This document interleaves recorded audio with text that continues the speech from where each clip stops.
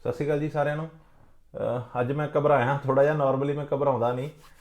ਇੱਕ ਤਾਂ ਜਿਹੜੀ ਵੀਡੀਓ ਦੀ ਡਿਮਾਂਡ ਬੜੀ ਸੀ ਨਾ, ਇੱਕ ਉਹ ਹੁੰਦੀ ਵੀ ਲੋਕਾਂ ਦੀ ਐਕਸਪੈਕਟੇਸ਼ਨ ਸ਼ਾਇਦ ਜ਼ਿਆਦੀਆਂ ਹੋਣ, ਤੇ ਇੱਕ ਦੂਸਰਾ ਵੀ ਕਿਉਂਕਿ ਮੈਂ ਸਟੋਰੀ ਕੋਈ ਐਵੇਂ ਨਹੀਂ ਸੁਣਾ ਦੇਣਾ ਚਾਹੁੰਦਾ ਆਪਣਾ ਵਰਜਨ ਹੀ, ਕਿ ਜਿਹਦੇ ਵਿੱਚ ਲੱਗੇ ਵੀ ਮੈਂ ਬੜੀ ਸਟਰਗਲ ਕੀਤੀ ਆ ਅਤੇ ਮੈਂ ਵਿਕਟਮ ਰਿਹਾ ਬੜੀ ਥਾਈਂ।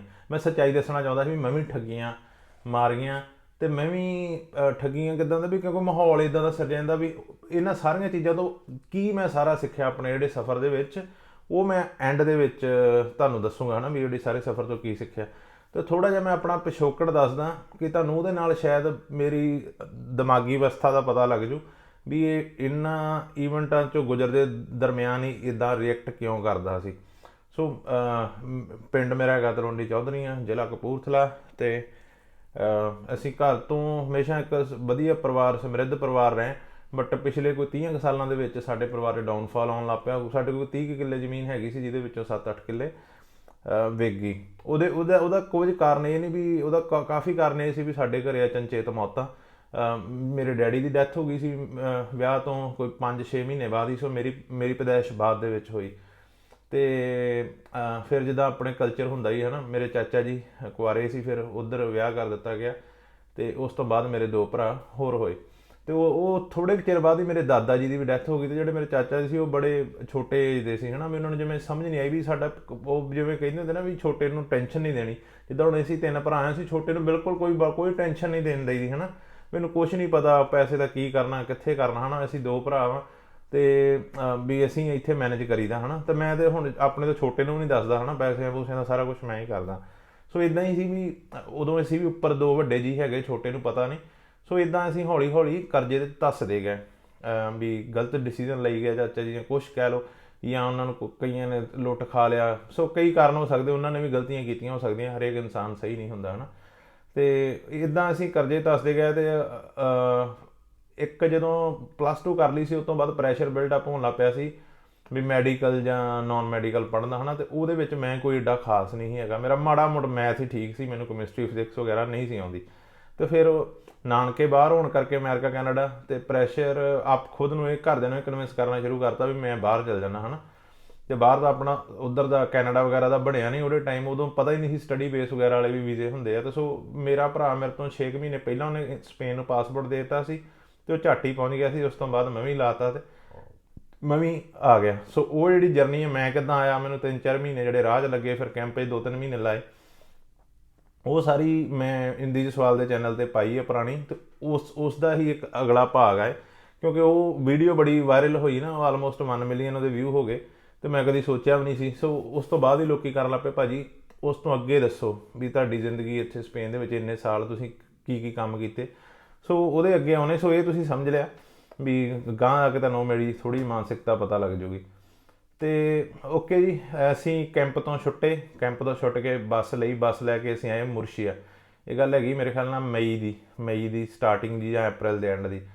ਅਸੀਂ ਆਏ 2005 ਮੁਰਸ਼ੀਆ ਬੱਸ ਸਟੈਂਡ 'ਤੇ, ਅਤੇ 7:30 ਉਸ ਤੋਂ ਅੱਗੇ ਤਿਉਰੀ 25 ਕੋ ਜਾਣਾ ਸੀ, ਕੋਈ ਮੇਰੇ ਖਿਆਲ ਦੇ ਨਾਲ ਅਪਰੋਕਸੀਮੇਟਲੀ ਸ਼ਾਇਦ 40 ਕਿਲੋਮੀਟਰ ਦਾ ਫਾਸਲਾ। ਅਤੇ ਉਸ ਤੋਂ ਬਾਅਦ ਕੋਈ ਬੱਸ ਨਹੀਂ ਸੀ ਉੱਥੇ ਹੈਗੀ, ਅਤੇ ਮੈਂ ਆਪਣੇ ਭਰਾ ਨੂੰ ਕਾਲ ਕੀਤੀ ਵੀ, ਅਸੀਂ ਕਿਹਾ ਵੀ ਇੱਦਾਂ ਹੈ ਨਹੀਂ ਗੀ, ਅਤੇ ਸਾਨੂੰ ਆ ਕੇ ਲੈ ਜਾਏਗਾ। ਅਤੇ ਮੇਰੇ ਕੋਲ ਵੀ 50 ਯੂਰੋ ਹੈਗੇ ਸੀ, ਅਤੇ ਭਰਾ ਕਹਿੰਦਾ ਵੀ ਵੇਖ ਤੂੰ ਕਿਹੜਾ ਆ ਕੇ ਸਵੇਰੇ ਕੰਮ 'ਤੇ ਜਾਣਾ ਹੈ ਨਾ, ਵੀ ਆਪਾਂ ਟੈਕਸੀ 'ਤੇ 40-50 ਫੂਕਾਂਗੇ, ਅਤੇ ਉਹੋ ਹੀ ਆਪਾਂ ਨੂੰ ਬਚਣਗੇ ਪੈਸੇ। ਅਤੇ ਤੂੰ ਇੱਦਾਂ ਕਰ, ਤੂੰ ਬੱਸ ਸਟੈਂਡ 'ਤੇ ਰਾਤ ਰਹਿ ਲਾ ਅਤੇ ਸਵੇਰੇ ਆ ਜੀ। ਅਤੇ ਉਦੋਂ ਮੈਨੂੰ ਬੜੀ ਹੈਰਾਨੀ ਹੋਈ, ਮੈਂ ਕਿਹਾ ਯਾਰ ਇਹ ਕਿਹੜਾ ਬਾਹਰ ਹੋਇਆ ਹੈ ਨਾ, ਵੀ ਇਹ ਤਾਂ ਲੈਣ ਹੀ ਲਿਆ।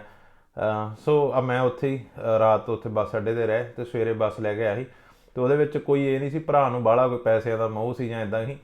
ਉਸ ਟਾਈਮ 'ਤੇ ਮੇਰਾ ਭਰਾ ਘਰ ਦੀ ਜ਼ਿਆਦਾ ਫਿਕਰ ਕਰਦਾ ਸੀ, ਹੁਣ ਵੀ ਕਰਦਾ ਵਾ, ਬਟ ਇਹ ਹੈ ਵੀ ਜਿੱਦਾਂ ਹੁਣ ਪਰਿਵਾਰ 'ਚ ਵੱਡਾ ਹੋਣ ਕਰਕੇ ਜਾਂ ਕੁਛ ਕਹਿ ਲਓ, ਮੇਰੇ ਹੱਥ ਵਾਗਡੋਰ ਜੀ ਆ ਗਈ, ਅਤੇ ਉਹ ਹਮੇਸ਼ਾ ਹੀ ਪੈਸੇ ਬਚਾਉਣ ਦੀ ਸੋਚਦਾ ਸੀ, ਕਿਉਂਕਿ ਕਰਜ਼ਾ ਸੀ ਉਹਨੂੰ ਦੀਦਾ ਸੀ ਹੈ ਨਾ। ਅਤੇ ਉਹ ਚਾਚਾ ਜੀ ਨਾਲ ਬਾਹਲਾ ਪਿਆਰ ਕਰਦਾ ਸੀ ਨਾ, ਵੀ ਜਿਵੇਂ ਹੁੰਦੇ ਨਾ ਕਿਸੇ ਦਾ ਮਾਂ ਨਾਲ ਹੁੰਦਾ, ਕਿਸੇ ਦਾ ਇੱਦਾਂ।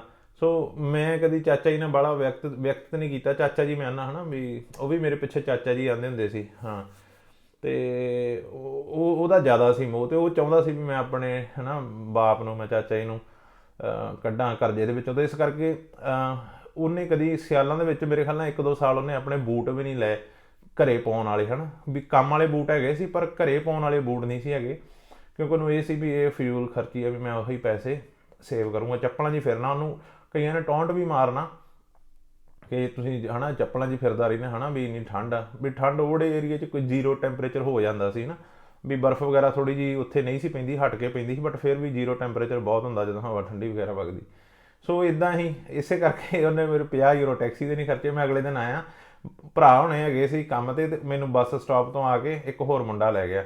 ਸੋ ਉਹ ਐਸਾ ਦਿਨ ਸੀ ਜਿੱਦਣ ਮੈਨੂੰ ਫੀਲਿੰਗ ਜੀ ਛੱਗ ਗਿਆ, ਮੈਂ ਯੂਰਪ ਦੇ ਵਿੱਚ ਪਹੁੰਚ ਗਿਆ, ਤਾਂ ਹੁਣ ਪਤਾ ਨਹੀਂ ਆਪੇ ਪੈਸੇ ਡਿੱਗਣ ਲੱਗ ਪੈਣੇ ਆ, ਆਪੇ ਸਾਰਾ ਕੁਛ ਹੋਣਾ। ਭਰਾ ਹੋਣੇ ਕੰਮ 'ਤੇ ਸੀ, ਮੈਂ ਘਰੇ ਸੀ, ਅਤੇ ਮੈਂ ਪੂਰੀ ਫੀਲਿੰਗ ਇਹਦੇ ਵਿੱਚ ਐਨ ਵੀ ਮੈਂ ਹੁਣ ਯੂਰਪ ਦੇ ਵਿੱਚ ਆ। ਅਤੇ ਮੈਂ ਸ਼ਾਇਦ ਇਹ ਜ਼ਿਕਰ ਕੀਤਾ ਕਿ ਨਹੀਂ ਪਿਛਲੀ ਵੀਡੀਓ ਦੇ ਵਿੱਚ, ਕਿ ਮੈਂ ਨਾ ਉਦੋਂ ਜੂਸ ਪੀ ਰਿਹਾ ਸੀ।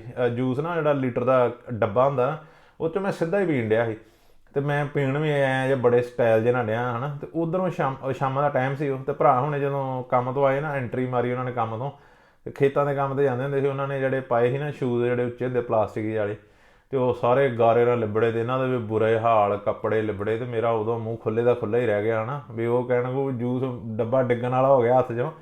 ਮੈਂ ਇਹ ਕਿੱਥੋਂ ਆਏ ਮਿੱਤਰਾ, ਇਹ ਕਿਹੜਾ ਯੂਰਪ ਹੋਇਆ ਵੀ ਹੈ ਨਾ, ਇਹ ਤਾਂ ਬਾਹਲੀ ਬੁਰੀ ਹਾਲਤ ਇਹਨਾਂ ਦੀ। ਅਤੇ ਮੇਰਾ ਭਰਾ ਮੈਨੂੰ ਗੁੱਸੇ ਹੋਇਆ, ਉਹ ਕਹਿੰਦਾ ਤੈਨੂੰ ਜੂਸ ਨਹੀਂ ਪੀਣਾ ਆਉਂਦਾ। ਛੋਟਾ ਸੀ ਪਰ ਜਿਵੇਂ ਪਹਿਲਾਂ ਆਇਆ ਸੀ ਉਹਦੀ ਮੰਨਣੀ ਪੈਣੀ ਸੀ, ਕਹਿੰਦਾ ਵੀ ਕੋਈ ਗਲਾਸ ਗਲੂਸ ਨਹੀਂ ਤੈਨੂੰ ਲੱਭਾ ਵੀ ਤੂੰ ਸਿੱਧਾ ਹੀ ਡੱਬੇ 'ਚੋਂ ਹੈ ਨਾ। ਉਹਨੂੰ ਇਹ ਹੁੰਦਾ, ਉਹਨੂੰ ਮੇਰੇ 'ਤੇ ਗੁੱਸਾ ਨਹੀਂ, ਉਹਨੂੰ ਇਹ ਸੀ ਵੀ ਮੇਰੇ ਭਰਾ ਨੂੰ ਕੋਈ ਕੱਲ੍ਹ ਨੂੰ ਕਮਲਾ ਨਾ ਆਖੇ, ਮੇਰੇ ਭਰਾ ਨੂੰ ਕੋਈ ਬੁਰਾ ਨਾ ਆਖੇ, ਇਸ ਕਰਕੇ ਉਹ ਮੈਨੂੰ ਗਾਈਡ ਕਰਨਾ ਚਾਹੁੰਦਾ ਸੀ ਨਾ। ਸਾਡੇ ਦੇ ਵਿੱਚ ਫਾਸਲਾ ਅਪਰੋਕਸੀਮੇਟਲੀ 1.5 ਸਾਲ ਦਾ ਹੈ ਨਾ ਜਨਮ ਦਾ, ਸੋ ਮੇਰੇ ਤੋਂ ਇੰਨਾ ਕੁ ਛੋਟਾ ਉਹ, ਅਤੇ ਉਹ ਇਹ ਗਾਈਡ ਹੀ ਕਰਦਾ ਸੀ। ਓਕੇ ਜੀ, ਥੋੜ੍ਹੇ ਜਿਹੇ ਲੰਘੇ, ਮੇਰੇ ਖਿਆਲ 4-5 ਦਿਨ ਹੀ ਲੰਘੇ ਆ, 4-5 ਦਿਨ ਲੰਘੇ ਅਤੇ ਮੈਨੂੰ ਲਵਾ ਦਿੱਤਾ ਕੰਮ 'ਤੇ, ਖੇਤੀ ਦਾ ਕੰਮ ਸੀ। ਅਤੇ ਅਸੀਂ ਇੱਕ ਸਲਾਦ ਜਿਹਾ ਉਧਰ ਕੱਟਦੇ ਸੀ, ਅਤੇ ਸਾਨੂੰ ਸਵੇਰੇ ਤੜਕੇ 5 ਵਜੇ ਉੱਠੇ, ਅਤੇ 5 ਵਜੇ ਉੱਠੇ ਅਤੇ ਬੱਸ ਤੁਰ ਪਈ ਖੇਤਾਂ ਵੱਲੋਂ। ਪਹਿਲਾਂ ਤਾਂ ਉਹ ਤਾਂ ਸਵੇਰੇ ਹੀ ਫੀਲਿੰਗ ਜੀ ਮਰ ਗਈ ਨਾ, ਜਦੋਂ ਕੰਮ 'ਤੇ ਗਏ, ਇੱਕ ਬੱਸ ਸਟਾਪ 'ਤੇ ਸਾਡੇ ਪਰਾਧਾ ਆ ਦਿੰਦੇ ਆ, ਇੱਕ ਸਟਾਪ 'ਤੇ ਗਏ, ਉੱਥੇ ਸਾਰੇ ਹੀ ਆਪਣੀਆਂ ਰੋਟੀਆਂ ਲੈ ਕੇ ਆਏ, ਕਿੱਟਾਂ ਲੈ ਕੇ ਆਏ, ਅਤੇ ਕੱਪੜੇ ਵੀ ਉਹੋ ਜਿਹੇ ਪਾਏ ਹੋਏ ਹੈ ਨਾ, ਵੀ ਥੱਲੇ ਲੋਅਰ ਪਾਇਆ, ਲੋਅਰ ਨਾਲ ਸ਼ਰਟ ਪਾਈ, ਜਾਣੀ ਕਿ ਉਹ ਖੇਤੀ ਦੇ ਕੰਮ 'ਤੇ ਇਹ ਹੁੰਦਾ ਵੀ ਕੱਪੜੇ ਉਹੋ ਹੀ ਪਾਲ ਕੇ ਜਿਹੜੇ ਆਪਾਂ ਨੂੰ ਲੋੜ ਹੀ ਹੈ ਨਹੀਂ, ਇੱਥੇ ਕਿਹੜੀ ਮੈਚਿੰਗ ਕਰਕੇ ਜਾਣੀ ਆ, ਵੀ ਲੋਅਰ ਆਪਾਂ ਸਪੋਰਟਸ ਪਾਇਆ ਤਾਂ ਨਾ ਸਪੋਰਟਸ ਟੀ-ਸ਼ਰਟ ਪਾਉਣੀ। ਸੋ ਸਾਰੇ ਇੱਦਾਂ ਦੇ, ਕਿਸੇ ਨੇ ਕਮੀਜ਼ ਪਾਈ ਥੱਲੇ ਸਪੋਰਟਸ ਲੋਅਰ, ਬੜਾ ਮੈਂ ਨਾ ਘਸੀਆਂ ਜਿਹੀਆਂ ਕਮੀਜ਼ਾਂ ਪਾਈਆਂ। ਸੋ ਯੂਰਪ ਦੀ ਫੀਲਿੰਗ ਤਾਂ ਉੱਡਣ ਲੱਗ ਪਈ, ਅਤੇ ਮਨ ਜਿਹਾ ਰੋਏ, ਮੈਂ ਕਿਹਾ ਮਨਾ ਕਸੂਤਾ ਫਸ ਗਿਆ। ਜਿਵੇਂ ਜਿਵੇਂ ਬਸ ਖੇਤਾਂ ਨੂੰ ਜਾਵੇ ਅਤੇ ਤਿਵੇਂ ਤਿਵੇਂ ਸੂਰਜ ਚੜ੍ਹਦਾ ਜਾਵੇ, ਅਤੇ ਇੱਕ ਤਾਂ ਡਰਾਇਆ ਬੜਾ ਵੀ ਕੰਮ ਬੜਾ ਔਖਾ ਹੁੰਦਾ, ਮਨ ਜਿਹਾ ਵੀ ਡਰੇ। ਅਤੇ ਜਾ ਕੇ ਖੇਤਾਂ 'ਚ ਲੱਗੇ ਹਾਂ, ਅਤੇ ਮੇਰੇ ਭਰਾ ਨੇ ਮੇਰੇ ਨਾਲ ਲੱਗ ਕੇ ਨਾ ਮੈਨੂੰ ਲੱਗ ਪਿਆ ਖਿੱਚਦੇ ਕੰਮ ਨੂੰ। ਉਹਨੂੰ ਇਹ ਸੀ ਵੀ ਹੁਣ ਮੈਂ ਇਹਨੂੰ ਕੰਮ 'ਤੇ ਚੜ੍ਹਾਇਆ, ਜਿਹੜਾ ਠੇਕੇਦਾਰ ਆ ਕਿਤੇ ਨੂੰ ਕੰਮ ਤੋਂ ਲਾਹ ਨਾ ਦੇਵੇ। ਸੋ ਬਹੁਤ ਜ਼ਿਆਦਾ ਔੜੀ ਦਿਹਾੜੀ ਮੈਂ ਔਖੀ ਲਾਈ ਸੀ, ਬਟ ਇਹ ਸੀ ਕਰ ਲਿਆ ਸੀ ਕੰਮ। ਸੋ ਇੱਦਾਂ ਹੀ ਸੀ, ਕਿਸੇ ਨੇ ਵੀ ਨਹੀਂ ਤਿੰਨਾਂ ਭਰਾਵਾਂ 'ਚੋਂ ਕੰਮ ਕਦੀ ਇੰਡੀਆ ਕੀਤਾ, ਕਿਉਂਕਿ ਤਾਂ ਜਿੱਦਾਂ ਕਿਹਾ ਵੀ ਠੀਕ ਸੀ, ਘਰ ਪਰਿਵਾਰ 'ਚੋਂ ਕਰਜ਼ਾ ਹੋਣ ਦੇ ਬਾਵਜੂਦ ਘਰ ਦੇ ਆਪਣੀ ਐਫਰਟ ਲਾਉਣ ਡੇ ਵੀ ਇਹ ਜਵਾਕ ਪੜ੍ਹ ਜਾਣ, ਸਾਨੂੰ ਕੰਮ ਨਹੀਂ ਸੀ ਕਰਨ ਦਿੰਦੇ। ਅਤੇ ਅਸੀਂ ਵੀ ਉਹ ਆਦਤ ਜੀ ਬਣ ਗਈ ਕੰਮ ਨਾ ਕਰਨਾ ਹੈ ਨਾ, ਕ੍ਰਿਕਟ ਖੇਡੀ ਜਾਣੇ ਜਾਂ ਇੱਦਾਂ ਉੱਦਾਂ ਮੋਟਰਸਾਈਕਲ ਲੈ ਕੇ ਫਿਰੀ ਜਾਣਾ। ਅਤੇ ਬਟ ਫਿਰ ਵੀ ਚਲੋ ਕੋਈ ਕਹਿ ਲਓ ਵੀ ਕੋਈ ਜੀਨ ਜਿਹੇ ਹੈਗੇ ਸੀ ਵੀ ਕੰਮ ਕਰੀ ਗਏ ਹੈ ਨਾ। ਅਤੇ ਸੋ ਇੱਦਾਂ ਮੇਰੀ ਖੇਤੀ ਦੇ ਕੰਮ ਦੀ ਸ਼ੁਰੂਆਤ ਹੋਈ, ਅਤੇ ਕੋਈ 5-6 ਮਹੀਨੇ ਗੁਜ਼ਰੇ ਆ। 5-6 ਮਹੀਨੇ ਮੈਂ ਨਿੰਬੂ ਉਹਦੇ ਦਰਮਿਆਨ ਹੈ ਨਾ ਤੋੜੇ, ਅੰਗੂਰ, ਸ਼ੈੱਡ ਬਣਾਏ, ਸਲਾਦ ਕੀ ਹੈ ਨਾ, ਆਲੂ ਪੱਟੇ, ਇਹੋ ਜਿਹੇ ਸਾਰੇ ਹੀ ਕੰਮ ਕਰਦੇ ਰਹੇ। ਅਤੇ ਮੇਰੀ ਜਿਹੜੀ ਸਭ ਤੋਂ ਹੈ ਨਾ ਚੰਗੀ ਚੀਜ਼ ਮੇਰੇ ਕੰਮ ਆਈ, ਉਹ ਮੈਨੂੰ ਇਹ ਸੀ, ਮੈਨੂੰ ਇੰਗਲਿਸ਼ ਆਉਂਦੀ ਸੀ। ਅਤੇ ਮੈਂ ਕੈਂਪ ਦੇ ਵਿੱਚ ਹੀ ਸਪੈਨਿਸ਼ ਸਿੱਖਣੀ ਸ਼ੁਰੂ ਕਰਤੀ ਸੀ। ਅਤੇ ਜਿਹੜੇ ਦਰਮਿਆਨ ਮੇਰੀ ਕੋਈ ਛੁੱਟੀ ਹੁੰਦੀ ਸੀ ਨਾ ਕੰਮ ਤੋਂ, ਜਾਂ ਕਈ ਵਾਰੀ ਜਦੋਂ ਕਿਤੇ, ਜਾਂ ਜਦੋਂ ਮੈਂ ਸ਼ੁਰੂ ਤੋਂ ਕੰਮ 'ਤੇ ਲੱਗਾ ਵੀ ਨਹੀਂ ਸੀ ਕੋਈ ਚਿਰ, ਅਤੇ ਮੈਂ ਆਪਣਾ ਮੋਸਟ ਆਫ ਟਾਈਮ ਲਾਇਬ੍ਰੇਰੀ 'ਚ ਗੁਜ਼ਾਰਿਆ। ਸਪੇਨ 'ਚ ਆ ਕੇ ਉਹਦੇ ਪਿੰਡ ਮੈਂ ਲਾਇਬ੍ਰੇਰੀ 'ਚ ਜਾ ਕੇ, ਉਦੋਂ ਨੈੱਟ ਨਵਾਂ ਹੀ ਹੁੰਦਾ ਸੀ ਨਾ, 2005 ਦੀ ਗੱਲ ਹੀ ਹੈ, ਅਤੇ ਕੰਪਿਊਟਰ 'ਤੇ ਸਰਚਾਂ ਕਰਕੇ ਆਪਣੇ ਨੋਟ ਬਣਾਉਂਦੇ ਰਹਿਣਾ ਲੈਂਗੁਏਜ ਦੇ, ਜਾਂ ਕਿਤਾਬਾਂ ਉੱਥੋਂ ਇੰਗਲਿਸ਼ ਨੂੰ ਸਪੈਨਿਸ਼ ਵਾਲੀਆਂ ਪੜ੍ਹਦੇ ਰਹਿਣਾ। ਸੋ ਮੈਂ ਆਪਣੀ ਸਪੈਨਿਸ਼ ਠੀਕ ਠਾਕ ਜੀ ਕਰ ਲਈ ਸੀ, ਅਤੇ ਇੰਗਲਿਸ਼ ਮੈਨੂੰ ਆਉਂਦੀ ਸੀ ਵਧੀਆ। ਅਤੇ ਇਹ ਕੀ ਗੱਲ ਹੋਈ ਕਿ ਥੋੜ੍ਹਾ ਕੁ ਟਾਈਮ ਹੋਇਆ ਮੇਰੇ ਖਿਆਲ ਦੇ ਨਾਲ, ਕੋਈ 6-7 ਮਹੀਨੇ ਗੁਜ਼ਰੇ, ਅਤੇ ਅਸੀਂ ਇੱਕ ਥਾਂ ਕੰਮ 'ਤੇ ਜਾਂਦੇ ਹੁੰਦੇ ਸਾਂ, ਅਤੇ ਅਸੀਂ ਉੱਥੇ ਸਲਾਦ ਵੱਢਣਾ, ਅਤੇ ਉਹ ਜਿਹੜੀ ਕੰਪਨੀ ਸੀ ਉਹ ਇੰਗਲੈਂਡ ਦੀ ਸੀ, ਅਤੇ ਉਹਨਾਂ ਦੋ ਕੁ ਗੋਰਿਆਂ ਨੇ ਆਉਣਾ, ਉਹਨਾਂ ਨੇ ਆ ਕੇ ਚੈੱਕ ਚੁੱਕ ਕਰਨਾ, ਵਧੀਆ ਵੱਢਣ ਡਏ ਫਲਾਣ ਢੀਂਗ ਹੈ ਨਾ। ਅਤੇ ਉਹਨਾਂ ਨੇ ਅਕਸਰ ਇੱਦਾਂ ਹੀ ਆ ਖਲੋ ਜਾਣਾ, ਅਤੇ ਮੈਂ ਉਹਨਾਂ ਨਾਲ ਹੌਲੀ ਹੌਲੀ ਗੱਲਾਂ ਕਰਨ ਲੱਗ ਪਿਆ। ਗੱਲਾਂ ਕਰਨ ਲੱਗ ਪਿਆ ਤੇ ਉਹਨਾਂ ਨੇ ਨਾ ਜਿਵੇਂ ਉਹਨਾਂ ਨੇ ਦੇਖਿਆ ਵੀ ਇਹਦੀ ਮੁੰਡੇ ਦੀ ਇੰਗਲਿਸ਼ ਚੰਗੀ ਆ, ਵੀ ਉਹਨਾਂ ਨੇ ਕਿਹੜਾ ਹੋਰ ਜਹਾਜ਼ ਤੇ ਬਣਵਾਉਣਾ ਨਹੀਂ ਹੁੰਦਾ ਨਾ, ਸੌਖਾ ਕੰਮ ਹੁੰਦਾ ਖੇਤੀ ਦਾ ਕੰਮ। ਵੀ ਇਹ ਬੰਦਿਆਂ ਕੋਲ ਕਰਾ ਲੂਗਾ ਤੇ ਇਹਨੂੰ ਪਤਾ ਵਾ ਵੀ ਇਹ ਕਿੱਦਾਂ ਵੱਢਣਾ ਵਾ। ਸੋ ਵੱਢਣ ਦਾ ਤਾਂ ਪਤਾ ਹੀ ਲੱਗ ਹੀ ਗਿਆ ਇਹ ਕਿਹੜਾ ਸਲਾਦ ਕਿੱਦਾਂ ਵੱਢਣਾ। ਤੇ ਉਹਨਾਂ ਨੇ ਮੈਨੂੰ ਨਾ ਮੇਰੀ ਇੰਗਲਿਸ਼ ਕਰਕੇ ਮੈਨੂੰ ਕਹਿ ਦਿੱਤਾ ਮਾੜਾ ਜਿਹਾ ਵੀ ਤੂੰ ਆਪਾਂ ਤੈਨੂੰ ਦੇ ਦਿੰਦੇ ਆ ਇੱਕ ਟੀਮ, ਹੈ ਨਾ, ਵੀ ਤੂੰ ਲੱਗ ਪਾ ਤੂੰ ਵੀ ਵਢਾਈ ਇਹਨਾਂ ਕੋਲ ਵਢਾਈ ਵਗੈਰਾ ਸ਼ੁਰੂ ਕਰਾ ਦੇ। ਤੇ ਇੱਦਾਂ ਹੀ ਮੈਨੂੰ ਥੋੜ੍ਹੇ ਕੁ ਟਾਈਮ ਬਾਅਦ ਹੀ ਉਹ ਜਿਹਨੂੰ ਆਖਦੇ ਠੇਕੇਦਾਰੀ ਵਾਲਾ ਲੱਗ ਗਿਆ ਟੈਗ, ਹੈ ਨਾ, ਵੀ ਇਹਨੂੰ ਠੇਕੇਦਾਰੀ ਜਿਹਨੂੰ ਇੱਥੇ ਸਾਡੇ ਇਨਕਰਗਾਦੋ ਆਉਂਦੇ ਆ। ਅਤੇ ਫਿਰ ਵਿੱਚੋਂ ਜੇ ਉਹ ਥੋੜ੍ਹਾ ਕੁ ਚਿਰ ਉਹ ਕਰਾਇਆ, ਫਿਰ ਨਿੰਬੂਆਂ ਦੇ ਵੀ ਇੱਦਾਂ ਬੰਦੇ ਇੱਕ ਵਾਰੀ ਨਿੰਮੇ ਭਾਈ ਨੇ ਮੈਨੂੰ ਇੱਦਾਂ ਬਣਾ ਕੇ ਭੇਜਤਾ। ਅਤੇ ਇੱਦਾਂ ਹੀ ਸੋ ਕਰਦਿਆਂ ਕਰਾਉਂਦਿਆਂ ਖੇਤੀ ਦਾ ਕੰਮ ਮੈਂ 2.5 ਸਾਲ ਅਪਰੋਕਸੀਮੇਟਲੀ ਖੇਤੀ ਦਾ ਕੰਮ ਕੀਤਾ। ਅਤੇ ਮੈਨੂੰ ਉਹਦੇ ਵਾਸਤੇ ਮੇਰੇ ਜਿਹੜੇ ਅਫਸਰ ਬਣਦੇ ਗਏ ਨਾ, ਉਹ ਮੇਰੀ ਲੈਂਗੁਏਜ ਕਰਕੇ ਬਣਦੇ ਗਏ। ਫਿਰ ਜਿੱਦਾਂ ਮੈਂ ਸਾਲ 1.5 ਸਾਲ ਬਾਅਦ ਮੈਂ ਇੱਦਾਂ ਦੀ ਕੰਪਨੀ 'ਚ ਕੰਮ 'ਤੇ ਚਲਾ ਗਿਆ ਜਿੱਥੇ ਕੋਈ ਪੰਜਾਬੀ ਹੈ ਨਹੀਂ ਸੀ, ਮੈਂ ਇਕੱਲਾ ਹੀ ਸੀ ਉੱਥੇ। ਉਹ ਸਾਰੇ ਜਾਂ ਤਾਂ ਸਾਊਥ ਅਮੈਰੀਕਨ ਸੀ ਜਾਂ ਸਪੈਨਿਸ਼ ਸੀ, ਹੈ ਨਾ, ਇੱਦਾਂ ਦੇ ਲੋਕ ਸੀ। ਮੈਂ ਇਕੱਲਾ ਸੀ ਅਤੇ ਮੇਰੀ ਸਪੈਨਿਸ਼ ਇੰਨੀ ਜ਼ਿਆਦਾ ਗੁੱਡ ਹੋ ਗਈ। ਅਤੇ ਮੈਂ ਨੋਟਸ ਬਣਾਉਂਦਾ ਹੁੰਦਾ ਸੀ। ਵੀ ਨੋਟਸ ਕਿੱਦਾਂ ਮੈਂ ਬਣਾਉਣਾ ਹੁੰਦਾ ਸਾਂ, ਵੀ ਮੈਂ ਜਿਵੇਂ ਕੰਮ 'ਤੇ ਜਾਣ ਡਿਆ ਵਾਂ, ਮੈਨੂੰ ਰਾਹ 'ਚ ਕੋਈ ਚੀਜ਼ ਦੇਖ ਗਈ ਨਾ, ਮੰਨ ਲਓ ਫੋਰ ਐਗਜ਼ਾਮਪਲ ਮੈਨੂੰ ਬਜਰੀ ਦੇਖ ਗਈ, ਮੈਨੂੰ ਮੈਂ ਆਪਣੇ ਆਪ ਨੂੰ ਪੁੱਛਣਾ, ਕੁਐਸਚਨ ਕਰਨਾ ਵੀ ਬਜਰੀ ਦੀ ਸਪੈਨਿਸ਼ ਕੀ। ਜੇ ਮੈਨੂੰ ਨਹੀਂ ਆਉਂਦੀ ਮੈਂ ਨੋਟ ਕਰ ਲੈਣੀ, ਹੈ ਨਾ, ਜਾਂ ਚੇਤੇ ਜਾਂ ਫੋਨ ਦੇ ਵਿੱਚ ਕਿਸੇ ਤਰੀਕੇ ਨਾਲ, ਵੀ ਬਾਅਦ 'ਚ ਘਰੇ ਜਾ ਕੇ ਸਰਚ ਕਰਕੇ ਉਹਦੀ ਲੱਭਣੀ। ਸੋ ਇੱਕ ਟਾਈਮ ਇੱਦਾਂ ਦਾ ਸੀ, ਕੋਈ ਚੀਜ਼ ਇੱਦਾਂ ਦੀ ਨਹੀਂ ਸੀ ਜਿਹਦੀ ਮੈਨੂੰ ਸਪੈਨਿਸ਼ ਨਾ ਆਉਂਦੀ ਹੋਵੇ।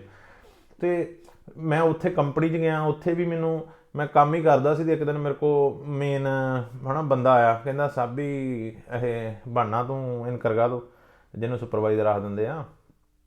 ਮੈਂ ਕਿਹਾ ਮਜ਼ਾਕ ਕਿਉਂ ਕਰਦੇ, ਹੈ ਨਾ। ਅਤੇ ਕਹਿੰਦੇ ਮੇਰੇ ਕੋਲ ਪੇਪਰ ਪੂਪਰ ਕੁਛ ਨਹੀਂ ਹੈਗੇ ਉਹਦੇ ਟਾਈਮ ਹੀ, ਉਹਨਾਂ ਨੂੰ ਵੀ ਪਤਾ ਸੀ, ਹੈ ਨਾ। ਅਤੇ ਬਟ ਸਿਰਫ ਲੈਂਗੁਏਜ ਦੇ ਸਿਰ 'ਤੇ, ਹੈ ਨਾ, ਆਮ ਬੰਦੇ ਨੂੰ ਪੇਪਰ, ਉਹੀ ਮੈਂ ਹਮੇਸ਼ਾ ਆਪਣੀ ਵੀਡੀਓ 'ਚ ਦੱਸਦਾ ਰਹਿੰਦਾ ਵਾਂ ਵੀ ਲੈਂਗੁਏਜ ਬਹੁਤ ਇੰਪੋਰਟੈਂਟ ਆ। ਸੋ ਮੇਰੇ ਕੋਲ ਪੇਪਰ ਨਹੀਂ ਸੀ। ਇੱਥੇ ਵੀ ਅਜੇ ਵੀ ਮੁੰਡੇ ਪੇਪਰ ਨਾ ਹੋਣ ਕਰਕੇ ਕੰਮ ਲੱਭਣ ਤੋਂ ਸਟਰਗਲ ਕਰਦੇ ਰਹਿੰਦੇ ਆ। ਬਟ ਮੈਂ ਇਹ ਸਾਰੇ ਕੰਮ ਬਗੈਰ ਪੇਪਰਾਂ ਤੋਂ ਹੋਣ ਦੇ ਕੀਤੇ। ਕਿਸੇ ਟਾਈਮ ਕਹਿਣ ਦਾ ਮਤਲਬ ਵੀ ਪੂਰੀ ਦੀ ਪੂਰੀ ਬੱਸ ਵੀ 50-60 ਜਾਣੇ, ਹੈ ਨਾ, ਵੀ ਮੈਂ ਕੰਮ ਕਰਾਉਣਾ ਹੁੰਦਾ ਸਾਂ। ਵੀ ਮੇਰੇ ਥੱਲੇ ਵੀ 4-5 ਗਾਂ, ਉਹਨਾਂ ਦੇ ਥੱਲੇ ਵੀ ਠੇਕੇਦਾਰ ਹੁੰਦੇ ਸੀ ਜਿਨ੍ਹਾਂ ਨੂੰ ਮੈਂ ਸਵੇਰੇ ਜਾ ਕੇ ਕੰਮ ਦੱਸ ਦੇਣਾ ਵੀ ਤੁਸੀਂ ਆਹ ਕਰਾਉਣਾ ਜਾਂ ਆਹ ਕਰਾਉਣਾ। ਅਤੇ ਵੀ ਸਿਰਫ ਲੈਂਗੁਏਜ ਦੇ ਸਿਰ 'ਤੇ ਇਹੋ ਜਿਹੇ ਅਫਸਰ ਬਣਦੇ ਗਏ। ਸੋ ਉਹਨਾਂ ਨੇ ਵੀ ਮੈਨੂੰ ਠੇਕੇਦਾਰ ਜਿਹਾ ਬਣਾ ਤਾ ਵੀ। ਅਤੇ ਉਹ ਵੀ ਆਪਾਂ ਕੰਮ ਕਰਦੇ ਗਏ। ਹੁਣ ਆਓ ਠੱਗੀਆਂ ਵੱਲ ਨੂੰ। ਠੱਗੀ ਕੀ ਹੋਈ ਵੀ ਉਹ ਨਾ ਕਲਚਰ ਸੀ ਉਹਦੇ ਪਿੰਡ ਦੇ ਵਿੱਚ ਨਾ, ਅੱਜ ਵੀ ਉੱਥੇ ਵੀ ਚੱਲਦਾ ਸਾਰਾ ਕੁਛ ਹੀ। ਵੀ ਜਿਹੜਾ ਠੇਕੇਦਾਰ ਬਣ ਜਾਂਦਾ ਨਾ, ਵੀ ਉੱਦਾਂ ਤੇ ਜਿਹੜਾ ਠੇਕੇਦਾਰ ਹੁੰਦਾ ਉਹਦੀ ਪੇ ਆਮ ਬੰਦੇ ਨਾਲੋਂ ਐਕਸਟਰਾ ਹੁੰਦੀ, ਜਾਂ ਤਾਂ ਉਹਦਾ ਪਾਰਾਵਾਰ ਉਹਨੂੰ ਵੱਧ ਦਿੰਦੇ ਆ, ਜਾਂ ਉਹਨੂੰ ਇੱਕ ਅਮਾਊਂਟ ਹੁੰਦਾ ਵਾ ਫਿਕਸ, ਵੀ ਉਹ ਮੰਨ ਲਓ ਵੀ ਜੇ ਵਰਕਰ ਨੇ 80 ਯੂਰੋ ਦਿਹਾੜੀ ਬਣਾਈ ਤਾਂ ਉਹਨੂੰ 100 ਦੇਣੀ ਹੈ, ਹੈ ਨਾ। ਸੋ ਇੱਦਾਂ ਹੁੰਦਾ ਵਾ, ਜਾਂ ਉਹਦਾ ਪਾਰਾਵਾਰ ਜਾਂ ਇੱਦਾਂ ਉਹਦਾ ਥੋੜ੍ਹਾ ਜਿਹਾ ਅਮਾਊਂਟ ਵੱਧ ਹੁੰਦਾ। ਬਟ ਨੀਤ ਕਿੱਥੇ ਰੱਜਦੀ ਹੈ। ਅਤੇ ਉਹ ਜਿਵੇਂ ਆਪਣੇ ਕਹਿੰਦੇ ਹੁੰਦੇ ਨਾ ਵੀ ਜਿਹੋ ਜਿਹਾ ਆਪਣਾ ਆਲਾ ਦੁਆਲਾ ਹੋ ਜਾ, ਅਤੇ ਆਪਾਂ ਉਹੋ ਜਿਹੀ ਸੰਗਤ 'ਚ ਆ ਗਏ। ਇਹ ਲੱਗਦਾ ਉਦੋਂ, ਇਹ ਲੱਗਦਾ ਵੀ ਜਿਹੜਾ ਠੇਕੇਦਾਰ ਆ ਠੱਗੀ ਕਰਨਾ ਉਹਦਾ ਰਾਈਟ ਆ, ਇਹ ਸਹੀ ਚੀਜ਼ ਆ, ਵੀ ਇਹ ਤਾਂ ਮੌਕਾ ਹੀ ਇੱਦਾਂ ਬਣਿਆ, ਹੈ ਨਾ। ਅਤੇ ਜਿਵੇਂ ਇੱਕ ਪੈਸਿਆਂ ਦੀ ਲੋੜ ਵੀ ਕਹਿ ਲਓ ਜਾਂ ਕੁਛ ਕਹਿ ਲਓ। ਗੱਲ ਕੀ ਹੋਈ ਕਿ ਮੈਂ ਲਿਜਾਣਾ ਹੁੰਦਾ ਹਾਂ, ਉਦੋਂ ਮੇਰੇ ਖਿਆਲ ਨਾਲ ਖਰਬੂਜਾ ਵੱਢਦੇ ਹੁੰਦੇ ਸੀ। ਅਤੇ ਉਦੋਂ ਕੀ ਕਰਦੇ ਹੁੰਦੇ ਸੀ ਵੀ ਠੇਕੇ ਦੇ ਕੰਮ ਹੁੰਦਾ ਸੀ ਵੀ ਤੁਸੀਂ ਇੰਨੇ 100 ਕਿਲੋ ਜਾਂ ਇੰਨੇ ਵੱਢਤਾ, ਉਹਦੇ ਇੰਨੇ ਪੈਸੇ ਬਣਨੇ ਨਾ। ਫੋਰ ਐਗਜ਼ਾਮਪਲ ਮੰਨ ਲਓ 10 ਮੁੰਡਿਆਂ ਨੇ ਕੰਮ ਕੀਤਾ, 10 ਮੁੰਡਿਆਂ ਨੇ ਘੰਟੇ ਬਣਾ ਲਏ 200, ਹੈ ਨਾ, 200 ਆਵਰਸ। ਵੀ ਜਿਵੇਂ ਆਪਾਂ ਕਹਿ ਲਈਏ ਵੀ 10 ਕਿਲੋ ਖਰਬੂਜਾ ਵੱਢਣ ਦੇ ਪਿੱਛੇ 1 ਘੰਟਾ ਬਣਨਾ, ਹੈ ਨਾ। ਉਹ ਤੁਸੀਂ ਤੇ 10 ਜਣਿਆਂ ਵੱਢਿਆ ਜਾਂ 20 ਨੇ, ਡਜ਼ਨ ਮੈਟਰ, ਹੈ ਨਾ। ਸੋ ਇੱਦਾਂ ਕਹਿ ਲਓ ਵੀ 200 ਘੰਟਾ ਬਣ ਗਿਆ। ਅਤੇ ਉਹ 10 ਜਾਣੇ ਆ, ਮੈਂ ਕੀ ਕਰਨਾ, ਮੈਂ ਸਾਰਿਆਂ 'ਚ 20-20 ਘੰਟੇ ਡਿਵਾਈਡ ਕਰੂੰਗਾ ਨਾ, ਵੀ ਉਹਨਾਂ ਦੇ 20 ਘੰਟੇ ਬਣ ਗਏ, ਉਹਨਾਂ ਨੇ 20 ਘੰਟੇ। ਸੋ ਆਵਰ ਰੇਟ ਹੈਗਾ 6 ਯੂਰੋ ਜਾਂ 6.5 ਯੂਰੋ ਜਿੰਨਾ ਵੀ। ਸੋ ਉਹਨਾਂ ਨੇ 120 ਯੂਰੋ ਦਿਹਾੜੀ ਬਣਾ ਲਈ। ਮੈਂ ਕੀ ਕਰਨਾ, ਬਾਲਾ ਚਿਰ ਨਹੀਂ ਕੀਤਾ, ਮੈਂ ਵੇਲੇ ਨਾਲ ਹੀ ਫੜਿਆ ਗਿਆ ਸੀ। ਮੈਂ ਕੀ ਕਰਨਾ, 20 ਬਣੇ ਆ ਨਾ, 19 ਘੰਟੇ ਲਿਖਣੇ ਉਹਨਾਂ ਸਾਰਿਆਂ ਦੇ। ਜਿਹੜਾ 1 ਘੰਟਾ ਹੁੰਦਾ ਸੀ ਉਹ ਮੈਂ ਆਪਣੇ ਨਾਂ 'ਤੇ ਕੀ ਕਰਦੇ ਨੇ ਕਰਗਾ ਦੋ ਹਮੇਸ਼ਾ ਇੱਕ ਅੱਧੇ ਕੰਪਨੀ 'ਚ ਰਜਿਸਟ੍ਰੇਸ਼ਨ, ਜਿਹਨੂੰ ਆਲਤਾ ਆਖ ਦਿੰਦੇ ਨਾ, ਵੀ ਇੱਕ ਬੰਦਾ ਕੰਮ ਕਰਦਾ ਉੱਦਾਂ ਹੀ ਵਿਖਾ ਦਿੰਦੇ ਆ। ਸੋ ਜਿਹੜੇ ਇੱਦਾਂ ਦੇ ਉੱਪਰਲੇ ਘੰਟੇ ਹੁੰਦੇ ਉਹਦੇ ਬੰਦੇ ਦੇ ਨਾਂ 'ਤੇ ਭਰੀ ਜਾਂਦੇ ਰਹਿੰਦੇ, ਅਤੇ ਉਹਦਾ ਹੈ ਨਾ, ਉਹਦੇ ਜਿਹੜੇ ਅਕਾਊਂਟ 'ਚ ਪੈਸੇ ਆਉਂਦੇ ਆਪ ਲੈਂਦੇ ਆ। ਸੋ ਮੈਂ ਇੱਦਾਂ ਦੇ ਕੰਮ ਕੀਤੇ। ਅਤੇ ਇੱਕ ਦਿਨ ਇੱਦਾਂ ਹੀ ਕੰਮ ਕਰਦੇ ਆ ਨਾ, ਮੈਨੂੰ ਨਾ ਮੁੰਡੇ ਲਾਗੇ ਖਲੋਤੇ ਸੀ, ਜਿਹੜਾ ਮੇਨ ਸੀ ਨਾ ਉਹਦੀ ਕੰਪਨੀ ਦਾ, ਉਹ ਆਇਆ। ਉਹ ਕਹਿੰਦਾ ਕੱਲ੍ਹ ਸਾਬੀ ਇੰਨੇ ਜਾਣੇ ਸੀ, ਫੋਰ ਐਗਜ਼ਾਮਪਲ ਕਹਿ ਲਓ 10 ਸੀ, ਉਹਨੇ ਕਿਹਾ ਕੱਲ੍ਹ 11 ਜਾਣੇ ਸੀ। ਤੇ ਮੈਂ ਜਦੋਂ ਮੈਂ ਹਾਂ ਗਿਆ ਤਾਂ ਮੁੰਡੇ ਲਾਗੇ ਹੀ ਸੀ ਹਨਾ, ਮੁੰਡੇ ਲਾਗੇ ਉਹਨਾਂ ਨੇ ਸੁਣ ਲਿਆ। ਉਹ ਕਹਿੰਦੇ ਯਾਰ ਅਸੀਂ ਜਿਵੇਂ 10 ਆ ਨਾ, ਇਹ 11 ਆਖੀ ਜਾਂਦਾ। ਸੋ ਉਹਨਾਂ ਨੂੰ ਪਤਾ ਹੀ ਸਾਰਿਆਂ ਨੂੰ ਇਹ ਕੰਮ ਹੁੰਦਾ, ਉਹਨਾਂ ਨੂੰ ਸ਼ੱਕ ਪੈ ਗਿਆ ਵੀ ਇਹਨੇ ਘਪਲਾ ਕੀਤਾ ਹਨਾ। ਤੇ ਮੈਨੂੰ ਬੜੀ ਨਮੋਸ਼ੀ ਹੋਈ ਹਨਾ। ਅੱਜ ਵੀ ਮੈਨੂੰ ਸ਼ਾਇਦ ਮਾੜਾ ਜਿਹਾ ਉਹ ਜਿਵੇਂ ਅਹਿਸਾਸ ਜਿਹੜੇ ਇਦਾਂ ਦੇ ਗੰਦੇ ਜਿਹੇ ਵੀ ਹੁੰਦੇ ਜਾਂ ਬਾਹਲੇ ਚੰਗੇ ਹੁੰਦੇ ਨਹੀਂ ਜਹਿਨਾਂ 'ਚ ਜਾਂਦੇ, ਤੇ ਮੈਨੂੰ ਵੀ ਉਹ ਅੱਜ ਵੀ ਚੇਤੇ ਵੀ ਮੁੰਡੇ ਨਾਲ ਅੱਖ ਜੀ ਮਿਲਾਉਣੀ ਮੈਨੂੰ ਬੜੀ ਹਨਾ ਦੁਸ਼ਵਾਰ ਜੀ ਲੱਗੀ ਸੀ। ਉਦੋਂ ਮੈਨੂੰ ਬੜਾ ਬੁਰਾ ਫੀਲ ਹੋਇਆ। ਤੇ ਉਸ ਤੋਂ ਬਾਅਦ ਤੌਬਾ ਜੀ ਕਰ ਲਈ ਹਨਾ ਵੀ ਇਹ ਕੰਮ ਨਹੀਂ ਕਰਨਾ ਹਨਾ। ਤੇ ਫਿਰ ਮੇਰੀ ਕਿਸੇ ਨੇ ਕੰਪਨੀ ਦੇ ਵਿੱਚ ਸ਼ਿਕਾਇਤ ਵੀ ਕਰਤੀ ਵੀ ਇੱਕ ਉਹ ਕੰਮ ਹੈ, ਇੱਕ ਉਹ ਪੇਪਰ ਨਹੀਂ ਹੈਗੇ। ਤੇ ਮੈਨੂੰ ਉਹਨਾਂ ਨੇ ਆਏ ਹਨਾ ਜਿਹੜਾ ਮੇਨ ਸੀ ਗੋਰਾ ਜਿਹਾ ਕੰਪਨੀ ਵਾਲਾ, ਉਹਨੇ ਮੈਨੂੰ ਆ ਕੇ ਕਿਹਾ ਵੀ ਸਾਬੀ ਵੀ ਇੱਦਾਂ ਦਾ ਕਿਸੇ ਨੇ ਤੇਰੀ ਆਫਿਸ ਕੰਪਲੇਂਟ ਕੀਤੀ ਆ। ਉਹ ਕਹਿੰਦੇ ਸਾਨੂੰ ਨੋ ਪ੍ਰੋਬਲਮ ਆ ਵੀ ਹੁਣ ਸਾਨੂੰ ਇਹ ਡਰ ਆ ਵੀ ਸਾਨੂੰ ਕੀਤੀ ਕੋਈ ਚੱਕਰ ਨਹੀਂ, ਬਟ ਜੇ ਗਾਂ ਅਥਾਰਟੀਜ਼ ਨੂੰ ਕਰਦੇ ਆ ਨਾ ਤਾਂ ਸਾਨੂੰ ਕੰਪਨੀ ਨੂੰ ਵੀ ਜੁਰਮਾਨਾ ਹੋਣਾ ਵਾ। ਤੇ ਕਹਿੰਦੇ ਵੀ ਇਦਾਂ ਹੁਣ ਔਖਾ ਹੋ ਜਾਣਾ ਨਾ। ਮੈਂ ਕਿਹਾ ਕੋਈ ਚੱਕਰ ਨਹੀਂ ਗਾ ਵੀ ਮੈਂ ਕੰਮ ਛੱਡ ਦਿੰਦਾ ਹਨਾ। ਵੀ ਮੇਰੀ ਬਾਅਦ 'ਚ ਵੀ ਮਿਲਣਸਾਰ ਰਿਹਾ ਉਹਨਾਂ ਨਾਲ, ਮੈਂ ਆਪਣਾ ਕੰਮ ਛੱਡਤਾ ਸੀ। ਇੱਦਾਂ ਦੇ ਵੀ ਲੋਕੀ ਆਊਟ ਆਫ ਜੈਲਸੀ ਕੁਝ ਕੰਮ ਕਰਦੇ ਆ ਇੱਥੇ ਹਨਾ, ਵੀ ਦੱਸ ਦੇਣਾ ਵੀ ਇਹ ਕੱਲ੍ਹ ਹੀ ਇਹ ਵੀ ਕੱਲ੍ਹ ਦਾ ਸ਼ੋਰਾ ਆ ਕੇ ਕੰਮ ਕਰਨ ਡਿਆ। ਸੋ ਇੱਦਾਂ ਦੀਆਂ ਚੀਜ਼ਾਂ ਮੇਰੇ ਨਾਲ ਘਟੀਆਂ। ਸੋ ਇੱਦਾਂ ਖੇਤੀ ਦਾ ਕੰਮ ਕਰਕੇ 2.5 ਸਾਲ ਤੇ ਆਪਾਂ ਬਾਅਦ ਦੇ ਵਿੱਚ 2007 'ਚ ਆਏ ਨੇ ਹੁਣ ਆਪਾਂ। ਸੋ ਇੱਕ ਤੁਸੀਂ ਹੋਰ ਆਖੋਗੇ ਵੀ ਇਹਨੂੰ ਕੰਮ ਵੀ ਵਧੀਆ ਮਿਲਦਾ ਗਿਆ, ਕੰਮ ਨਾ ਸਾਨੂੰ ਵਧੀਆ ਮਿਲਦਾ ਗਿਆ। ਔਨ ਐਵਰੇਜ 2000 ਯੂਰੋ ਕੱਢੀ ਗਿਆ ਹੈ ਨਾ। ਸੋ 2000 ਯੂਰੋ ਬਣਾਈ ਗਿਆ। ਅਤੇ ਜਦੋਂ ਠੱਗੀਆਂ ਮਾਰੀ ਦੀਆਂ ਸੀ ਉਦੋਂ 4-4000 ਯੂਰੋ ਵੀ ਬਣਾਈ ਗਏ। ਬਟ ਜਿਵੇਂ ਕਹਿੰਦੇ ਇਹੋ ਜਿਹਾ ਪੈਸਾ ਕਦੇ ਕੰਮ ਨਹੀਂ ਆਉਂਦਾ ਹੈ ਨਾ। ਅਤੇ ਸ਼ੁਰੂ ਦੇ ਵਿੱਚ ਸਾਡੇ ਜਦੋਂ ਮੈਂ 6 ਮਹੀਨੇ ਸੀ, ਜਿੰਨਾ ਕੁ ਚਿਰ ਮੈਂ ਕੰਮ ਕੀਤਾ ਸੀ ਨਾ, ਉਹਦੇ ਵਿੱਚੋਂ ਸਾਡੇ 2 ਮਹੀਨੇ ਪੈਸੇ ਮਰੇ ਵੀ ਹੈ ਨਾ। ਕੰਪਨੀ ਇੱਕ ਲੈ ਕੇ ਅਤੇ ਇੱਦਾਂ ਰਫੂ ਚੱਕਰ ਹੀ ਹੋ ਗਈ। ਉਹਨਾਂ ਨੂੰ ਪਤਾ ਸੀ ਕੱਚੇ ਆ ਹੈ ਨਾ, ਉਹਨਾਂ ਨੇ ਕੁਛ ਦਿੱਤਾ ਨਹੀਂ। ਸੋ ਇਸ ਦਰਮਿਆਨ ਅਸੀਂ ਪੈਸੇ ਪਾਉਣੇ ਸ਼ੁਰੂ ਕਰਤੇ ਆਪਣੇ ਘਰੇ, ਅਤੇ ਪਿੱਛੇ ਸਾਡਾ ਥੋੜ੍ਹਾ ਜਿਹਾ ਕਰਜ਼ਾ ਲੱਥਣਾ ਸ਼ੁਰੂ ਹੋ ਗਿਆ, ਜਿਹਦੇ ਵਿੱਚੋਂ ਅਸੀਂ ਆਪਣੇ ਆੜਤੀਏ ਦਾ ਸੀ, ਆੜਤੀਆ ਸਾਡਾ ਸੀ ਬੜਾ ਪੁਰਾਣਾ ਚੱਲਿਆ ਆਉਂਦਾ ਸੀ, ਉਹਦੇ ਪੈਸੇ ਦਿੱਤੇ। ਬਟ ਫਿਰ ਵੀ ਉਹਨਾਂ ਚੱਕਰ ਝੜ ਗਿਆ। ਅਸੀਂ ਉਹਨਾਂ ਜਾ ਕੇ ਘਰਦਿਆਂ ਨੈਗੋਸ਼ੀਏਸ਼ਨ ਕਰਨ ਦੀ ਸਮਝੀ ਲੋੜ ਵੀ ਇਹਦੇ ਨਾਲ ਅਸੀਂ ਕਰ ਲਈਏ ਵੀ ਮੰਨ ਲਾ ਤੁਹਾਡਾ 8 ਲੱਖ ਦੇਣਾ ਵਾ ਅਤੇ ਆਪਣੀ ਇੰਨਾ ਪੁਰਾਣਾ ਹੈ ਤਾਂ ਸਾਰਾ ਵਿਆਜ ਹੀ ਹੈ, ਚਲੋ 7 ਲੱਖ ਲੈ ਲਓ, ਲੱਖ ਛੱਡ ਦਿਓ ਨਾ। ਅਤੇ ਉਹਨਾਂ ਨੇ ਜਿਵੇਂ ਨਹੀਂ ਛੱਡਿਆ ਅਤੇ ਚਾਚਾ ਜੀ ਨੂੰ ਗੁੱਸਾ ਆ ਗਿਆ। ਚਾਚਾ ਕਹਿੰਦੇ ਵੀ ਇੰਨੇ ਲੈਣੇ ਠੀਕ ਆ। ਉਹਨੇ ਬਾਕੀ ਜਿਹੜਾ ਰਿਮੇਨਿੰਗ ਸੀ ਉਹਦਾ ਉਹਨੇ ਕੇਸ ਕਰਤਾ ਸਾਡੇ 'ਤੇ। ਅਤੇ ਓਕੇ ਜੀ, ਇਸ ਤੋਂ ਅੱਗੇ ਹੁਣ ਆ ਜਾਓ ਗੱਲ ਫਿਰ ਅਗਲੀ ਦੇ ਕਿ 2007 ਦੇ ਵਿੱਚ ਮੈਨੂੰ ਅਸੀਂ ਜਦੋਂ ਆਏ ਸੀ ਨਾ, ਮੇਰੇ ਨਾਲ ਇੱਕ ਮੁੰਡਾ ਸੀ, ਜਦੋਂ ਅਸੀਂ ਕੈਂਪ ਤੋਂ ਛੁੱਟੇ ਸੀ, ਉਹ ਸਿੱਧਾ ਰੈਸਟੋਰੈਂਟ ਦੇ ਕੰਮ 'ਤੇ ਚਲਾ ਗਿਆ ਅਤੇ ਉਹ ਮੈਨੂੰ ਹਮੇਸ਼ਾ ਕਨਵਿੰਸ ਕਰਦਾ ਰਹਿੰਦਾ ਹੁੰਦਾ ਸੀ। ਉਹ ਆ ਕੇ ਮੇਰੇ ਨਾਲ ਕਈ ਵਾਰੀ ਉਹਨੇ ਖੇਤੀ 'ਤੇ ਵੀ ਕੰਮ ਕੀਤਾ ਮੇਰੇ ਨਾਲ, ਬਟ ਉਹ ਹਮੇਸ਼ਾ ਮੈਨੂੰ ਆਉਂਦਾ ਰਹਿੰਦਾ ਸੀ ਸਾਬੀ ਤੈਨੂੰ ਬੋਲੀ ਆਉਂਦੀ ਆ, ਤੂੰ ਕੱਲ੍ਹ ਹੀ ਖੇਤਾਂ ਦੇ ਵਿੱਚ ਜੱਬਦਾ ਹੈ ਨਾ। ਉਹਦੀ ਇੱਕ ਵਜ੍ਹਾ ਇਹ ਆ, ਉਹ ਮੈਨੂੰ ਆਉਂਦਾ ਹੁੰਦਾ ਸੀ ਰੈਸਟੋਰੈਂਟ 'ਤੇ ਕੰਮ ਕਰ। ਮੈਂ ਇੱਕ ਵਾਰੀ 2006 ਦੇ ਵਿੱਚ ਮੈਨੂੰ ਕਿਸੇ ਨੇ ਕਿਹਾ ਫਲਾਣੇ ਰੈਸਟੋਰੈਂਟ 'ਤੇ ਚੱਲ ਜਾ, ਉੱਥੇ ਜਾ ਕੇ ਇੰਟਰਵਿਊ ਦੇ ਆ ਅਤੇ ਤੈਨੂੰ ਕੰਮ ਮਿਲ ਜੂਗਾ ਨਾ। ਰੈਸਟੋਰੈਂਟ ਦਾ ਕੰਮ ਵਧੀਆ, ਟੌਰੀ ਆ, ਚੰਗੇ ਕੱਪੜੇ ਪਾ ਕੇ ਰਹਿਣਾ, ਖਾਣਾ ਪੀਣਾ ਵਧੀਆ, ਅਤੇ ਕੋਈ ਔਖਾ ਕੰਮ ਨਹੀਂ ਗਾ। ਮੈਂ ਉੱਥੇ ਇੰਟਰਵਿਊ ਵਾਸਤੇ ਗਿਆ ਸੀ ਅਤੇ ਇੰਟਰਵਿਊ ਦੇ ਕੇ ਆਇਆ ਸੀ, ਅਤੇ ਉਹਨਾਂ ਨੇ ਮੈਨੂੰ ਥੋੜ੍ਹੀ ਜਿਹਾ ਕੁਛ ਵੇਟਰ ਦੇ ਬਾਰੇ ਹੈ ਨਾ ਵੀ ਔਡਰ ਲਿਖ ਇੱਦਾਂ ਉੱਦਾਂ, ਅਤੇ ਉਹਨਾਂ ਨੇ ਮੈਨੂੰ ਕਹਿ ਤਾ ਠੀਕ ਆ ਕੰਮ 'ਤੇ ਆ ਜੀ। ਮੈਂ ਕਿਹਾ ਸੈਲਰੀ ਕਿੰਨੀ? ਉਦੋਂ ਉਹਨਾਂ ਨੇ ਮੈਨੂੰ ਕਿਹਾ 1100 ਯੂਰੋ ਹੈ ਨਾ, 1100 ਯੂਰੋ ਦੇਵਾਂਗੇ ਕੱਚੇ ਨੂੰ ਹੈ ਨਾ। ਉਦੋਂ ਕੰਮ ਚੰਗੇ ਹੁੰਦੇ ਸੀ ਅਤੇ ਮੈਂ ਕਿਹਾ 1100 ਯੂਰੋ, ਦਿਮਾਗ ਖਰਾਬ ਆ ਮੇਰਾ। ਮੈਂ ਕਿਹਾ ਮੈਂ ਕਦੀ ਵੀ ਨਾ, ਮੈਂ ਕਿਹਾ ਸੋ ਜਿਹੜਾ ਬੰਦਾ 2000 ਕਮਾਉਂਦਾ ਉਹਨੂੰ 1100 ਉਹਨੂੰ ਲੱਗਣਾ ਹੀ। ਮੈਂ ਕਿਹਾ ਮੈਂ ਆ ਗੱਲ ਹੀ ਅੱਧੇ ਪੈਸਿਆਂ ਦੇ ਕੰਮ ਕਰਾਂ, ਅਤੇ ਪਲੱਸ ਜਦੋਂ ਠੱਗੀਆਂ ਚੱਲਦੀਆਂ ਹੁੰਦੀਆਂ ਸੀ ਉਦੋਂ ਕੰਮ ਵੱਧ ਵੀ ਪੈਸੇ ਬਣਦੇ ਹੁੰਦੇ ਸੀ। ਅਤੇ ਮੈਂ ਕਿਹਾ ਮੈਂ ਤਾਂ ਨਹੀਂ ਕਰਨਾ। ਅਤੇ ਆਪਾਂ ਉਦੋਂ ਫਿਰ ਰੈਸਟੋਰੈਂਟ ਦਾ ਮੂੰਹ ਹੀ ਨਹੀਂ ਕੀਤਾ। ਸੋ 2007 ਤੋਂ ਬਾਅਦ ਦੇ ਵਿੱਚ 2007 ਦੇ ਵਿੱਚ ਮੈਨੂੰ ਉਸੇ ਮੁੰਡੇ ਨੇ ਜਿੱਥੇ ਉਹ ਕੰਮ ਕਰਦਾ ਸੀ, ਫਿਰ ਮੇਰਾ ਜਿਹੜਾ ਜਾਣਕਾਰ ਸੀ ਜਿਹਦੇ ਨਾਲ ਮੈਂ ਇਕੱਠਾ ਆਇਆ ਸੀ, ਉਹਨੇ ਮੈਨੂੰ ਆਪਣੇ ਰੈਸਟੋਰੈਂਟ 'ਤੇ ਇੱਕ ਮਾਲਕ ਨਾਲ ਗੱਲਬਾਤ ਕਰਕੇ ਇੱਕ ਦਿਨ ਸੱਦਿਆ ਕੰਮ 'ਤੇ। ਅਤੇ ਮੈਂ ਜਿੱਦਾਂ ਥੋੜ੍ਹਾ ਜਿਹਾ ਕਲੋਜ਼ ਪਰਸਨੈਲਿਟੀ ਆ, ਤਾਂ ਮੈਨੂੰ ਪਤਾ ਨਹੀਂ ਉੱਦਣ ਕੀ ਹੋਇਆ, ਜਾਂ ਮੇਰਾ ਮੂਡ ਆਫ ਸੀ ਜਾਂ ਕੋਈ ਗੱਲਬਾਤ ਹੋਈ ਸੀ, ਅਤੇ ਮੈਂ ਉੱਦਣ ਕੋਈ ਕੰਮ ਵਧੀਆ ਨਹੀਂ ਕੀਤਾ। ਮੈਂ ਨਾ ਇਹ ਨਹੀਂ ਵੀ ਮੈਂ ਕੰਮ ਕੀਤਾ, ਬਟ ਮੈਂ ਕੋਈ ਗਾਹਕਾਂ ਨਾਲ ਕੋਈ ਗੱਲਬਾਤ ਨਹੀਂ ਕਰਦਾ ਹੈ ਨਾ। ਵੀ ਉੱਦਣ ਚਿਹਰਾ 'ਤੇ ਸੈਡਨੈਸ ਸੀ ਜਾਂ ਸਮਥਿੰਗ ਸੀ। ਅਤੇ ਉਹ ਅੱਗੇ ਮਾਲਕ ਵੀ ਉੱਦਾਂ ਦੇ ਨੇ। ਮੇਰੀ ਇੱਕ ਦਿਹਾੜੀ ਲਵਾਈ ਲਵਾ ਕਹਿੰਦਾ ਕਾਕਾ ਸ਼ੁਰ ਹੋ ਜਾ ਹੈ ਨਾ, ਵੀ ਕੱਲ੍ਹ ਤੋਂ ਰਹਿਣ ਹੀ ਦੇਈਆਂ ਉਹਨੂੰ ਕੰਮ ਤੋਂ। ਮੈਨੂੰ ਬੜਾ ਫੀਲ ਹੋਇਆ, ਕਿਉਂਕਿ ਪਹਿਲੀ ਵਾਰੀ ਮੇਰੀ ਇੱਦਾਂ ਦਾ ਸੀ ਕਿ ਜਦੋਂ ਮੈਨੂੰ ਕਿਸੇ ਨੇ ਕੰਮ ਤੋਂ ਜਵਾਬ ਦਿੱਤਾ ਹੋਵੇ ਹੈ ਨਾ, ਵੀ ਇੱਦਾਂ ਦਾ ਟਾਈਮ ਸੀ। ਮੈਨੂੰ ਹਮੇਸ਼ਾ ਮਾਣ ਸੀ ਵੀ ਮੈਂ ਜੋ ਕਰਦਾ ਵਾਂ ਮੈਨੂੰ ਕੰਮ ਕਰਨਾ ਆਉਂਦਾ, ਕਰਾਉਣਾ ਆਉਂਦਾ। ਸੋ ਮੇਰੀ ਉਦਣ ਬੜਾ ਮੇਰੇ ਵਾਸਤੇ ਨਮੋਸ਼ੀ ਜਿਹੀ ਭਰਿਆ ਦਿਨ ਸੀ। ਓਕੇ ਜੀ, ਸੋ ਇਹ ਜਿਹੜੇ ਕੰਮ ਕੀਤੇ ਇੰਨੇ ਨੂੰ ਟਾਈਮ ਆ ਗਿਆ, ਆਪਣਾ ਟਾਈਮ ਪੂਰਾ ਹੋਣ ਲੱਗ ਪਿਆ 3 ਸਾਲ ਵਾਲਾ। 3 ਸਾਲ ਵਾਲਾ ਮੇਰੇ ਖਿਆਲ 'ਤੇ 2007 ਦੀ ਅਕਤੂਬਰ ਦੇ ਵਿੱਚ ਮੈਂ ਅਪੁਆਇੰਟਮੈਂਟ ਪਾਤੀ ਸੀ ਮਿਨਿਸਟਰੀ ਦੀ, ਜਿਹਨੂੰ ਅਖਤਰਾਂ ਖੇਰੀ ਆ ਦਿੰਦੇ, ਪੇਪਰ ਜਮ੍ਹਾਂ ਕਰਾਉਣ ਵਾਸਤੇ 3 ਸਾਲ ਵਾਲੇ। ਤੇ ਉਹ ਸਾਨੂੰ ਮਿਲੀ ਸੀ 2008 ਦੀ March the, I think March ਦੀ। ਉਦੋਂ ਲੰਮਾ ਟਾਈਮ ਉਦੋਂ ਵੀ ਮਿਲਦੀਆਂ ਹੁੰਦੀਆਂ ਸੀ, ਤੇ ਮਾਰਚ ਦੀ ਸਾਨੂੰ ਅਪਾਇੰਟਮੈਂਟ ਮਿਲੀ। ਤੇ ਆਪਾਂ ਇੱਦਾਂ ਹੀ ਆਪਣੇ ਸਾਰੇ ਪ੍ਰੂਫ ਵਗੈਰਾ ਲਾ ਕੇ ਇੰਡੀਆ ਦਾ PCC ਮੰਗਾ ਕੇ, ਮੇਰੇ ਭਰਾ ਦੇ ਪੇਪਰ 2007 'ਚ ਬਣ ਗਏ ਸੀ। ਸੋ ਇਹ 2007 ਦੇ, ਇਹ 2008 ਦੇ ਵਿੱਚ ਇੰਡੀਆ ਚਲਾ ਗਿਆ ਸੀ ਇਹ। ਤੇ ਮੈਂ ਉਦੋਂ ਜਦੋਂ ਪੇਪਰ ਜਮ੍ਹਾਂ ਕਰਾਏ, ਤੇ ਮੇਰਾ ਕੀ ਚੱਕਰ ਹੋਇਆ, ਮੇਰਾ ਉਹਨਾਂ ਨੇ ਕੱਢਤਾ ਵੀ ਤੈਨੂੰ ਜਿਹੜਾ ਕੰਟਰੀ ਆਊਟ ਮਿਲਿਆ ਸੀ ਨਾ, ਤੂੰ ਸਾਈਨ ਕੀਤੇ ਸੀ ਵੀ ਮੈਂ 5 ਸਾਲ ਸਪੇਨ ਦੇ ਵਿੱਚ ਨਹੀਂ ਰਹੂੰਗਾ। ਨਾਰਮਲੀ ਕਈਆਂ ਨੂੰ 3 ਸਾਲ ਦਾ ਮਿਲਦਾ ਸੀ। ਜਦੋਂ ਅਸੀਂ ਕੈਂਪ 'ਚੋਂ ਛੱਡਦੇ ਆ ਨਾ, ਉਹ ਇਸੇ ਸ਼ਰਤ 'ਤੇ ਛੱਡਦੇ ਹੁੰਦੇ ਆ ਕਿ ਤੁਸੀਂ ਜਿਹੜੀ ਕੰਟਰੀ 'ਚ ਨਹੀਂ ਰਹਿਣਾ। ਜੇ ਤੁਸੀਂ ਇੱਥੇ ਰਹਿਣਾ, ਕਹਿੰਦੇ ਕੈਂਪ ਦੇ ਵਿੱਚ ਰਹੋ, ਆਪਣਾ ਕੇਸ ਲਾਓ ਅਸਾਈਲਮ ਦਾ, ਜਿੰਨਾ ਚਿਰ ਪਾਸ ਫੇਲ ਨਹੀਂ ਹੁੰਦਾ ਉਹ ਤੁਹਾਡੇ ਸਿਰ ਰਹੂਗਾ। ਉਹ ਮੇਰਾ 5 ਸਾਲ ਦਾ ਉਹਨਾਂ ਕੱਢਤਾ। ਉਹ ਕਹਿੰਦੇ ਤੇਰਾ ਤਾਂ 5 ਸਾਲ ਦਾ ਸੀ, ਤੂੰ ਤਾਂ 5 ਸਾਲ ਤੱਕ ਪੇਪਰ ਨਹੀਂ ਜਮ੍ਹਾਂ ਕਰਾ ਸਕਦਾ। ਉਹ ਮੈਂ ਕਿਹਾ ਚੰਗਾ। ਮੇਰੇ ਨਾਲ ਦੇ ਮੁੰਡੇ ਦੇ ਸੀ, 2 ਜਣੇ ਸੀ, ਅਸੀਂ ਦੋਵਾਂ ਨੇ ਇਕੱਠੇ ਪੇਪਰ ਜਮ੍ਹਾਂ ਕਰਾਏ। ਉਹਦੇ ਪਾਸ ਹੋ ਗਏ ਤੇ ਮੇਰੇ ਹੋ ਗਏ ਫੇਲ। ਉਹਦਾ ਜਿਵੇਂ ਉਹਦਾ ਕੰਟਰੀ ਆਊਟ ਉਹਦਾ 3 ਸਾਲ ਦਾ ਸੀ, ਉਹਦਾ ਟਾਈਮ ਉਹ ਆਲਰੇਡੀ ਪੂਰਾ ਹੋ ਚੁੱਕਿਆ ਸੀ। ਮੇਰੀ ਮਾੜੀ ਕਿਸਮਤ ਨੂੰ ਪਤਾ ਨਹੀਂ ਕਿੱਥੋਂ 5 ਸਾਲ ਦਾ ਉਹਨਾਂ ਦੇ ਦਿੱਤਾ। ਤੇ ਉਹ ਹੋ ਗਏ ਜੀ ਪੇਪਰ ਫੇਲ ਮੇਰੇ। ਤੇ ਮੈਂ 1-2 ਵਕੀਲਾਂ ਨਾਲ ਗੱਲ ਕੀਤੀ, ਤੇ ਉਹਨਾਂ ਨੇ ਮੈਨੂੰ ਜਿਵੇਂ ਕਹਿ ਦਿੱਤਾ ਵੀ ਨਹੀਂ, ਇਹ ਹੁਣ ਤੈਨੂੰ 2 ਸਾਲ ਹੋਰ ਵੇਟ ਕਰਨੀ ਪੈਣੀ ਹੈ। ਮੈਂ ਕਿਹਾ ਯਾਰ 2 ਸਾਲ, ਹੁਣ ਜਿਹੜੇ ਬੰਦੇ ਨੂੰ ਅੱਜ ਦੇ ਟਾਈਮ 2 ਸਾਲ ਦਾ ਕਹਿੰਦਾ, ਉਹਨੂੰ ਬੜਾ ਲੰਮਾ ਟਾਈਮ ਲੱਗਦਾ। ਤੇ ਮੈਂ ਫਿਰ ਪੇਪਰਾਂ ਬਾਰੇ ਫਿਰ ਲੱਗਾ ਵੀ ਨਹੀਂ, ਹੁਣ ਕੁਛ ਨਾ ਕੁਛ ਹੱਲ ਕਰਨਾ ਹੀ ਪੈਣਾ ਹੈ ਨਾ। ਤੇ ਉਹਦੇ ਟਾਈਮ ਪੋਲੈਂਡ ਜਾਂ ਇੱਧਰ ਦੀਆਂ ਕੁੜੀਆਂ ਕੜੀਆਂ ਦੇ ਨਾਲ ਵਿਆਹ ਵਾਲਾ ਚੱਕਰ ਬੜਾ ਚੱਲਦਾ ਹੁੰਦਾ ਸੀ ਵੀ ਉੱਧਰ। ਉਹ ਜਿਵੇਂ ਕੰਟਰੀਆਂ ਜਾਂ ਨਵੀਆਂ ਯੂਰਪੀਅਨ ਯੂਨੀਅਨ 'ਚ ਆਈਆਂ ਸੀ, ਅਤੇ ਉੱਥੇ ਜੇ ਮਹਿੰਗਾਈ ਨਹੀਂ ਸੀ ਵੀ, ਉੱਥੇ ਥੋੜ੍ਹੇ ਜਿਹੇ ਪੈਸੇ ਬਹੁਤ ਬਣ ਜਾਂਦੇ ਸੀ। ਸੋ ਉੱਥੋਂ ਦੀਆਂ ਕੁੜੀਆਂ ਦੇ ਨਾਲ 2-2000 2,500 ਯੂਰੋ ਦੇ ਵਿੱਚ ਹੈ ਨਾ, ਜਿਹੜੇ ਏਜੰਟ ਸੀ ਉਹਨਾਂ ਨੂੰ ਹਾਇਰ ਕਰਕੇ ਮੁੰਡੇ ਨਾਲ ਵਿਆਹ ਕਰਾ ਕੇ, ਹੈ ਨਾ, ਜਿਹੜੇ ਵਿਚਲੇ ਸੀ ਉਹ 10,000 ਯੂਰੋ ਲੈਂਦੇ ਸੀ, ਬਟ ਇੱਦਾਂ ਵਿਆਹ ਕਰਾ ਕੇ ਪੇਪਰ ਬਣਾ ਦਿੰਦੇ ਸੀ।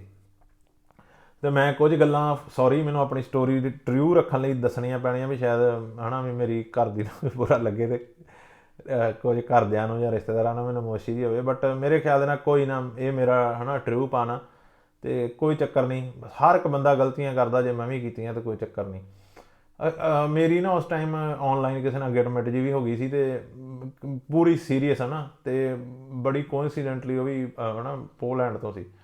ਅਤੇ ਉਹ ਪੜ੍ਹਦੀ ਸੀ, ਅਤੇ ਇੱਕ ਚੰਗੀ ਫੈਮਿਲੀ 'ਚੋਂ ਹੀ, ਸੋ ਜ਼ਿਆਦਾ ਚੰਗੀ ਫੈਮਿਲੀ 'ਚੋਂ ਹੀ, ਜਿਹੜਾ ਮੇਰੇ ਕਰਕੇ ਬਾਅਦ 'ਚ ਸਿਆਪਾ ਬਣਿਆ। ਸੋ ਉਹ ਸਿਆਪਾ, ਸੋ ਮੈਂ ਉਹਨੂੰ ਦੱਸਣ ਲੱਗ ਪਿਆ ਆਪਣੀ ਸਹੇਲੀ ਨੂੰ ਕਿ ਮੇਰੇ ਇੱਦਾਂ ਪੇਪਰ ਨਹੀਂ ਬਣੇ, ਅਤੇ ਮੈਨੂੰ ਹੁਣ ਮੇਰੇ ਕੋਲ ਇੱਕ ਆਹ ਹੀ ਵੇ ਵੱਜਦਾ ਵਾ। ਅਤੇ ਮੈਂ ਕਿਹਾ ਜਾਂ ਤੂੰ ਵਿਆਹ ਕਰਾ ਲਾ, ਜਾਂ ਨਹੀਂ ਤਾਂ ਜਾਂ ਤਾਂ ਮੈਂ ਕਰਾਉਣਾ ਹੈ ਨਾ। ਅਤੇ ਉਹਨੇ ਮੈਨੂੰ ਹਮੇਸ਼ਾ ਕਹੀ ਜਾਣਾ, ਦੇਖ ਮੇਰੇ ਘਰਦਿਆਂ ਨੇ ਕਹਿਣਾ ਵੀ ਤੂੰ ਇਹ ਰਿਫਿਊਜੀ ਇਹਨੇ ਤੈਨੂੰ ਸਿਰਫ ਪੱਕੇ ਹੋਣ ਵਾਸਤੇ ਲੱਭਿਆ, ਇਹਨੇ ਹੋਰ ਕੁਛ ਨਹੀਂ ਤੇਰੇ ਕੋਲ, ਇਹਨੇ ਤੈਨੂੰ ਛੱਡ ਦੇਣਾ। ਕਹਿੰਦੀ ਵੀ ਉਹਨਾਂ ਦੀ ਇਹ, ਤੂੰ ਪਲੀਜ਼ ਕਿਸੇ ਤਰੀਕੇ ਨਾਲ ਆਪਣੇ ਪੇਪਰ ਬਣਾ ਲਾ, ਬਟ ਵਿਆਹ ਨਾ ਕਰਾ। ਵੀ ਜਿਵੇਂ ਕਿ ਮੇਰੇ ਘਰਦਿਆਂ ਨੂੰ ਪਤਾ ਲੱਗ ਗਿਆ ਵੀ ਤੂੰ ਵਿਆਹ ਹਾਂ ਪਹਿਲਾਂ, ਤਾਂ ਉਹਨਾਂ ਨੇ ਤਾਂ ਵੀ ਮਾਈਂਡ ਕਰਨਾ ਹੈ ਨਾ। ਅਤੇ ਉਹ ਇਕੱਲੀ ਸੀ, ਅਤੇ ਉਹ ਜਿੱਦਾਂ ਕਿਹਾ ਵੀ ਘਰੋਂ ਚੰਗੇ ਤਗੜੇ ਸੀ ਉਹ, ਅਤੇ ਉਹ ਇਸ ਕਰਕੇ ਉਹ ਲਾਡਲੀ ਵੀ ਜ਼ਿਆਦਾ, ਅਤੇ ਉਹ ਸਾਰੇ ਇਹੋ ਜਿਹੇ ਚੱਕਰ ਹੁੰਦੇ ਸੀ।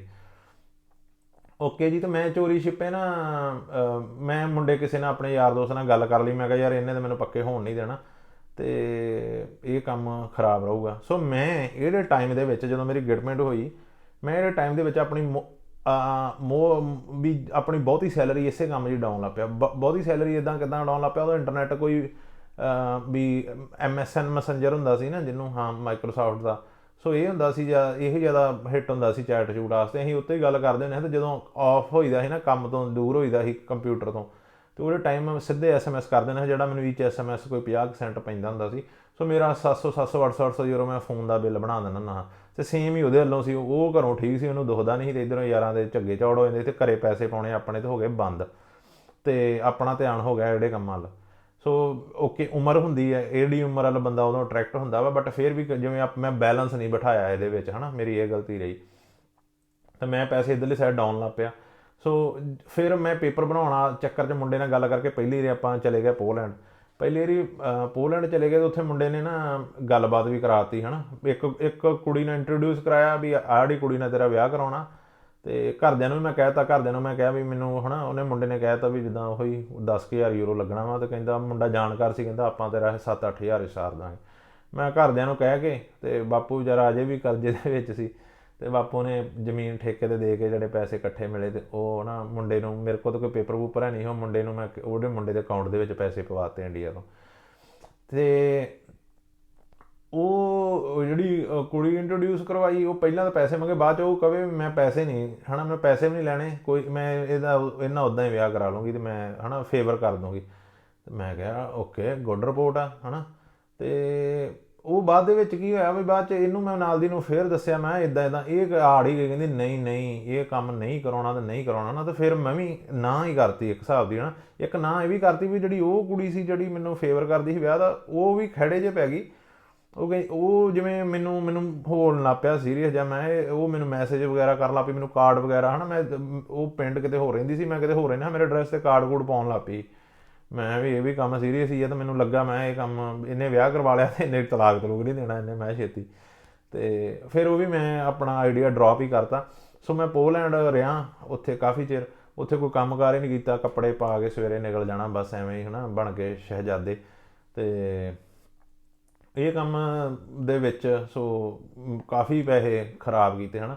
ਅਤੇ ਕੋਈ ਬਣਿਆ ਸਿਰ ਹੈ ਨਹੀਂ ਉੱਥੇ, ਉਹਦੇ ਨਾਲ ਮਿਲਦਾ ਗਿਲਦਾ ਰਿਹਾ ਨਾਲ ਦੀ ਨਾਲ, ਬਟ ਕੋਈ ਨਹੀਂ ਹੈ ਨਾ। ਮੈਂ ਸਟਰੈਸ ਦੇ ਵਿੱਚ ਬੜਾ ਗੁਜ਼ਰਨਾ, ਕਿਉਂਕਿ ਮੈਨੂੰ ਇਹ ਵੀ ਦੀਦਾ ਸੀ ਵੀ ਮੈਂ ਪੈਸੇ ਖਰਾਬ ਕਰਨ ਡਿਆ ਵਾਂ, ਅਤੇ ਉੱਪਰੋਂ ਮੈਂ ਪੇਪਰ ਵੀ ਬਣਾਉਣਾ ਚਾਹੁੰਦਾ ਸੀ, ਅਤੇ ਉੱਪਰੋਂ ਮੈਨੂੰ ਘਰਦਿਆਂ ਦਾ ਕਰਜ਼ਾ ਵੀ ਦਿਸਦਾ ਸੀ, ਜਿਹਦੇ ਕਰਕੇ ਸਾਰੀਆਂ ਚੀਜ਼ਾਂ ਮਿਕਸ ਹੋ ਕੇ ਅਤੇ ਮੈਂ ਅਕਸਰ ਉਹਦੇ ਨਾਲ ਲੜਦਾ ਲੁੜਦਾ ਰਹਿਣਾ ਹੁੰਦਾ ਹੈ ਨਾ।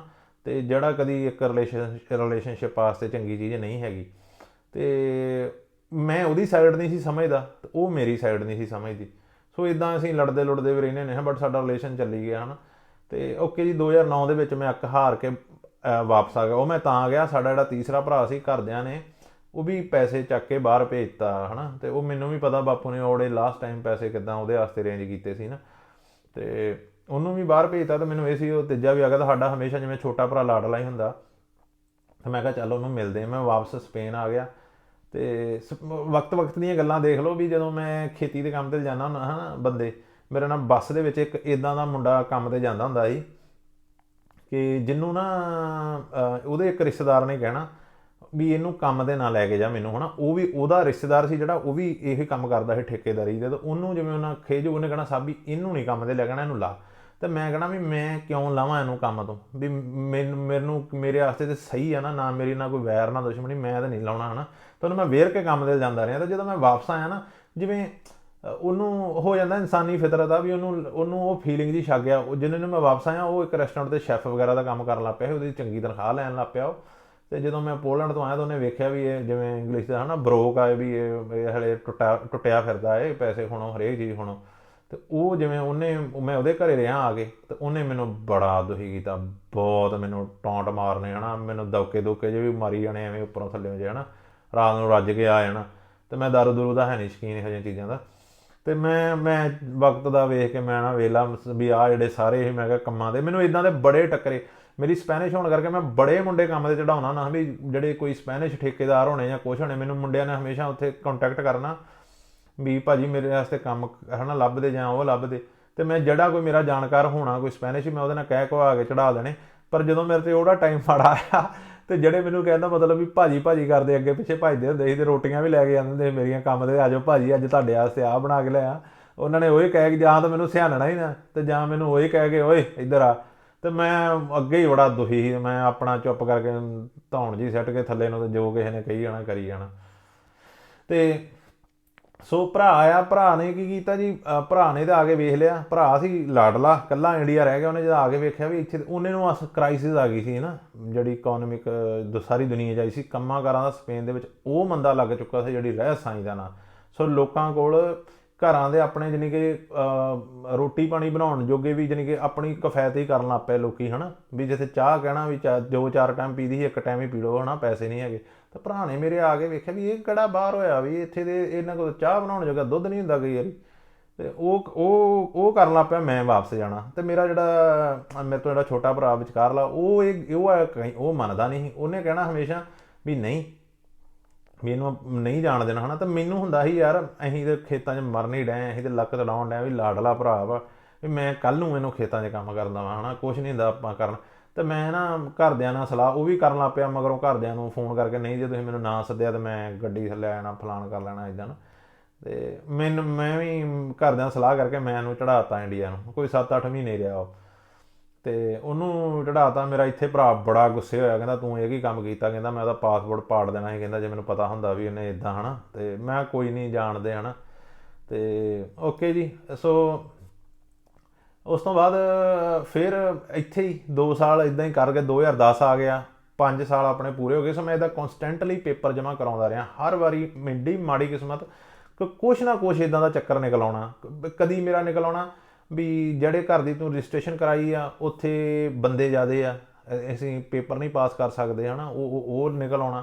ਫਿਰ ਇੱਕ ਵਾਰੀ ਕੀ ਹੋਇਆ, ਮੈਂ ਹਰ ਵਾਰੀ ਜਦੋਂ ਪੇਪਰ ਜਮ੍ਹਾਂ ਕਰਾਉਂਦਾ ਮੈਂ ਲੈਂਗੁਏਜ ਦਾ ਸਰਟੀਫਿਕੇਟ ਲਾਉਂਦਾ ਰਿਹਾ। ਮੈਂ ਇੱਥੇ ਇੱਕ ਵਾਰੀ ਮੈਂ ਲੈਂਗੁਏਜ ਦਾ ਸਰਟੀਫਿਕੇਟ ਨਹੀਂ ਨਾਲ ਲਾਇਆ, ਲੈਂਗੁਏਜ ਦਾ ਸਰਟੀਫਿਕੇਟ ਨਹੀਂ ਨਾਲ ਲਾਇਆ ਅਤੇ ਉਹਨਾਂ ਨੇ ਉੱਤੋਂ ਪੇਪਰ ਰਿਜੈਕਟ ਕਰਤੇ। ਅਤੇ ਜਿਹੜੇ ਦਰਮਿਆਨ ਕੰਮਕਾਰ ਹੈ ਨਹੀਂ ਸੀ, ਅਤੇ ਮੈਂ ਰੈਸਟੋਰੈਂਟ ਇੱਕ 'ਤੇ ਲੱਗ ਗਿਆ। ਮੈਂ 350 ਯੂਰੋ 'ਤੇ ਲੱਗਾ ਸੀ ਮਹੀਨੇ 'ਤੇ, ਹੈ ਨਾ, ਵੀ ਉਹਦਾ 2009 ਤੋਂ ਲੈ ਕੇ 2012 ਤੱਕ ਸਪੇਨ ਦੀ ਐਡੀ ਬੁਰੀ ਹਾਲਤ ਸੀ ਨਾ, ਹਰ ਕੋਈ ਆਂਦਾ ਸੀ ਵੀ ਇਹਦੇ ਨਾਲ ਦੁਬਈ ਚੰਗੀ ਹੈ।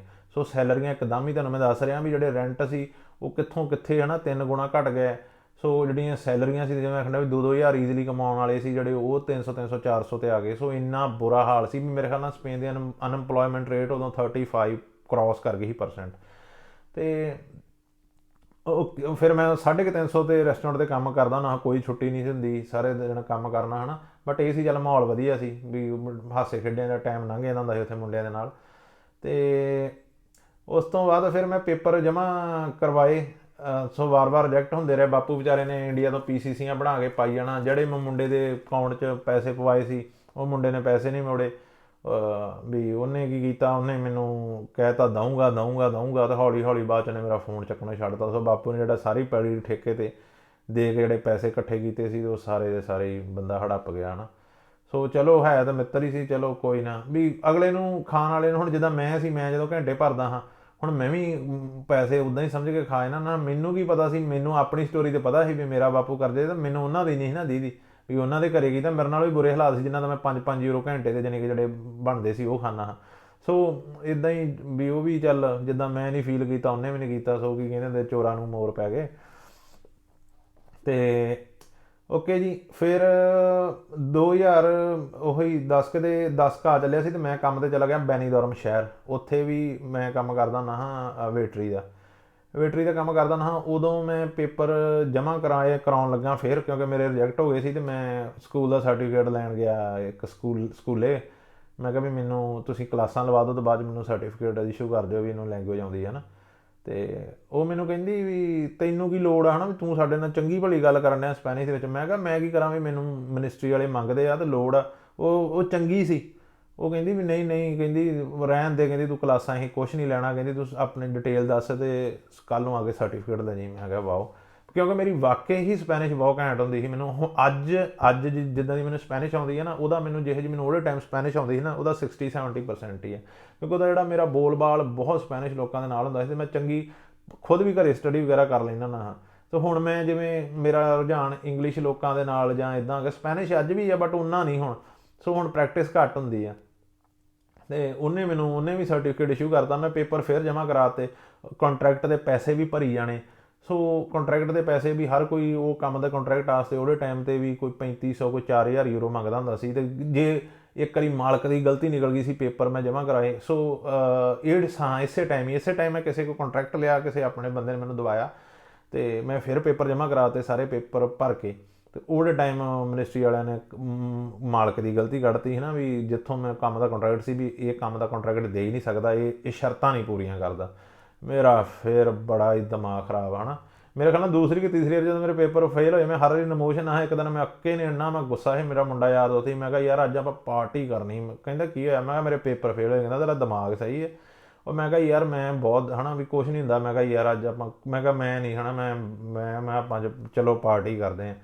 ਸੋ ਉਹ ਗੱਲ ਕੀ ਸੀ, ਅਸੀਂ ਉਦੋਂ ਪਾਰਟੀ ਕੀ ਕਰਨੀ ਆ, ਆਪਾਂ ਕਿਹੜਾ ਵੀ ਹੋਰ ਇੱਥੇ ਮਿਜੇ ਬਣ ਲਈਆਂ ਵਾ ਵੀ ਐਵੇਂ ਉੱਥੇ ਜਾ ਕੇ ਇੱਕ ਬਾਰ 'ਤੇ ਉੱਥੇ ਬੀਰਾਂ ਪੀ ਕੇ। ਉਦੋਂ ਮੈਂ ਮੇਰੇ ਖਿਆਲ ਜ਼ਿੰਦਗੀ 'ਚ ਪਹਿਲੀ ਵਾਰੀ ਹੁੱਕਾ ਵੀ ਪੀਤਾ। ਹੁੱਕਾ ਪੀ ਕੇ ਚੰਗਾ ਖੱਪ ਕਰਕੇ ਜਦੋਂ ਚੱਕਰ ਜਿਹਾ ਆਉਣ ਲੱਗ ਪਏ ਤਾਂ ਆਪਾਂ ਘਰੇ ਆ ਗਏ। ਸੋ ਇੱਦਾਂ ਇਹ ਮੇਰੇ ਖਿਆਲ ਨਾਲ ਚੌਥੀ ਵਾਰੀ ਮੇਰੇ ਉਦੋਂ ਪੇਪਰ ਫੇਲ ਹੋ ਚੁੱਕੇ ਸੀ, ਅਤੇ ਮੈਂ ਉਦੋਂ ਤੱਕ ਖਾਸਾ ਟੁੱਟ ਚੁੱਕਾ ਸੀ। ਇਸੇ ਟਾਈਮ ਜਦੋਂ ਮੇਰੇ ਪੇਪਰ ਰਿਜੈਕਟ ਹੁੰਦੇ ਸੀ, ਮੇਰੀ ਉਹਦੇ ਨਾਲ ਲੜਾਈ ਹੋਣੀ ਨਾਲ ਦੀ ਨਾਲ, ਵੀ ਮੈਂ ਬਹੁਤ ਸਟਰੈਸ ਦੇ ਵਿੱਚ ਹਾਂ। ਮੈਂ ਪਿੱਛੇ ਕਰਜ਼ਾ ਲਾਉਣਾ, ਮੈਂ ਫਲਾਨ ਕਰਨਾ। ਮੈਨੂੰ, ਹੈ ਨਾ, ਉਹਦੇ ਟਾਈਮ ਜਿੱਦਾਂ ਖੰਡਿਆ ਕ੍ਰਾਈਸਿਸ ਦਾ ਟਾਈਮ ਚੱਲਣ ਡਿਆ, ਕੋਈ ਪੇ ਰੇਟ ਨਹੀਂ ਸੀ ਮੈਨੂੰ ਕੋਈ ਚੰਗਾ ਮਿਲਦਾ, ਹੈ ਨਾ, ਵੀ ਕੋਈ ਕੰਮ ਦੇ ਕੋਈ ਬਾਹਲੇ ਪੈਸੇ ਨਹੀਂ ਸੀ ਮਿਲਦੇ, ਕੰਮ ਇੰਨਾ ਟਾਈਮ ਕਰਨਾ।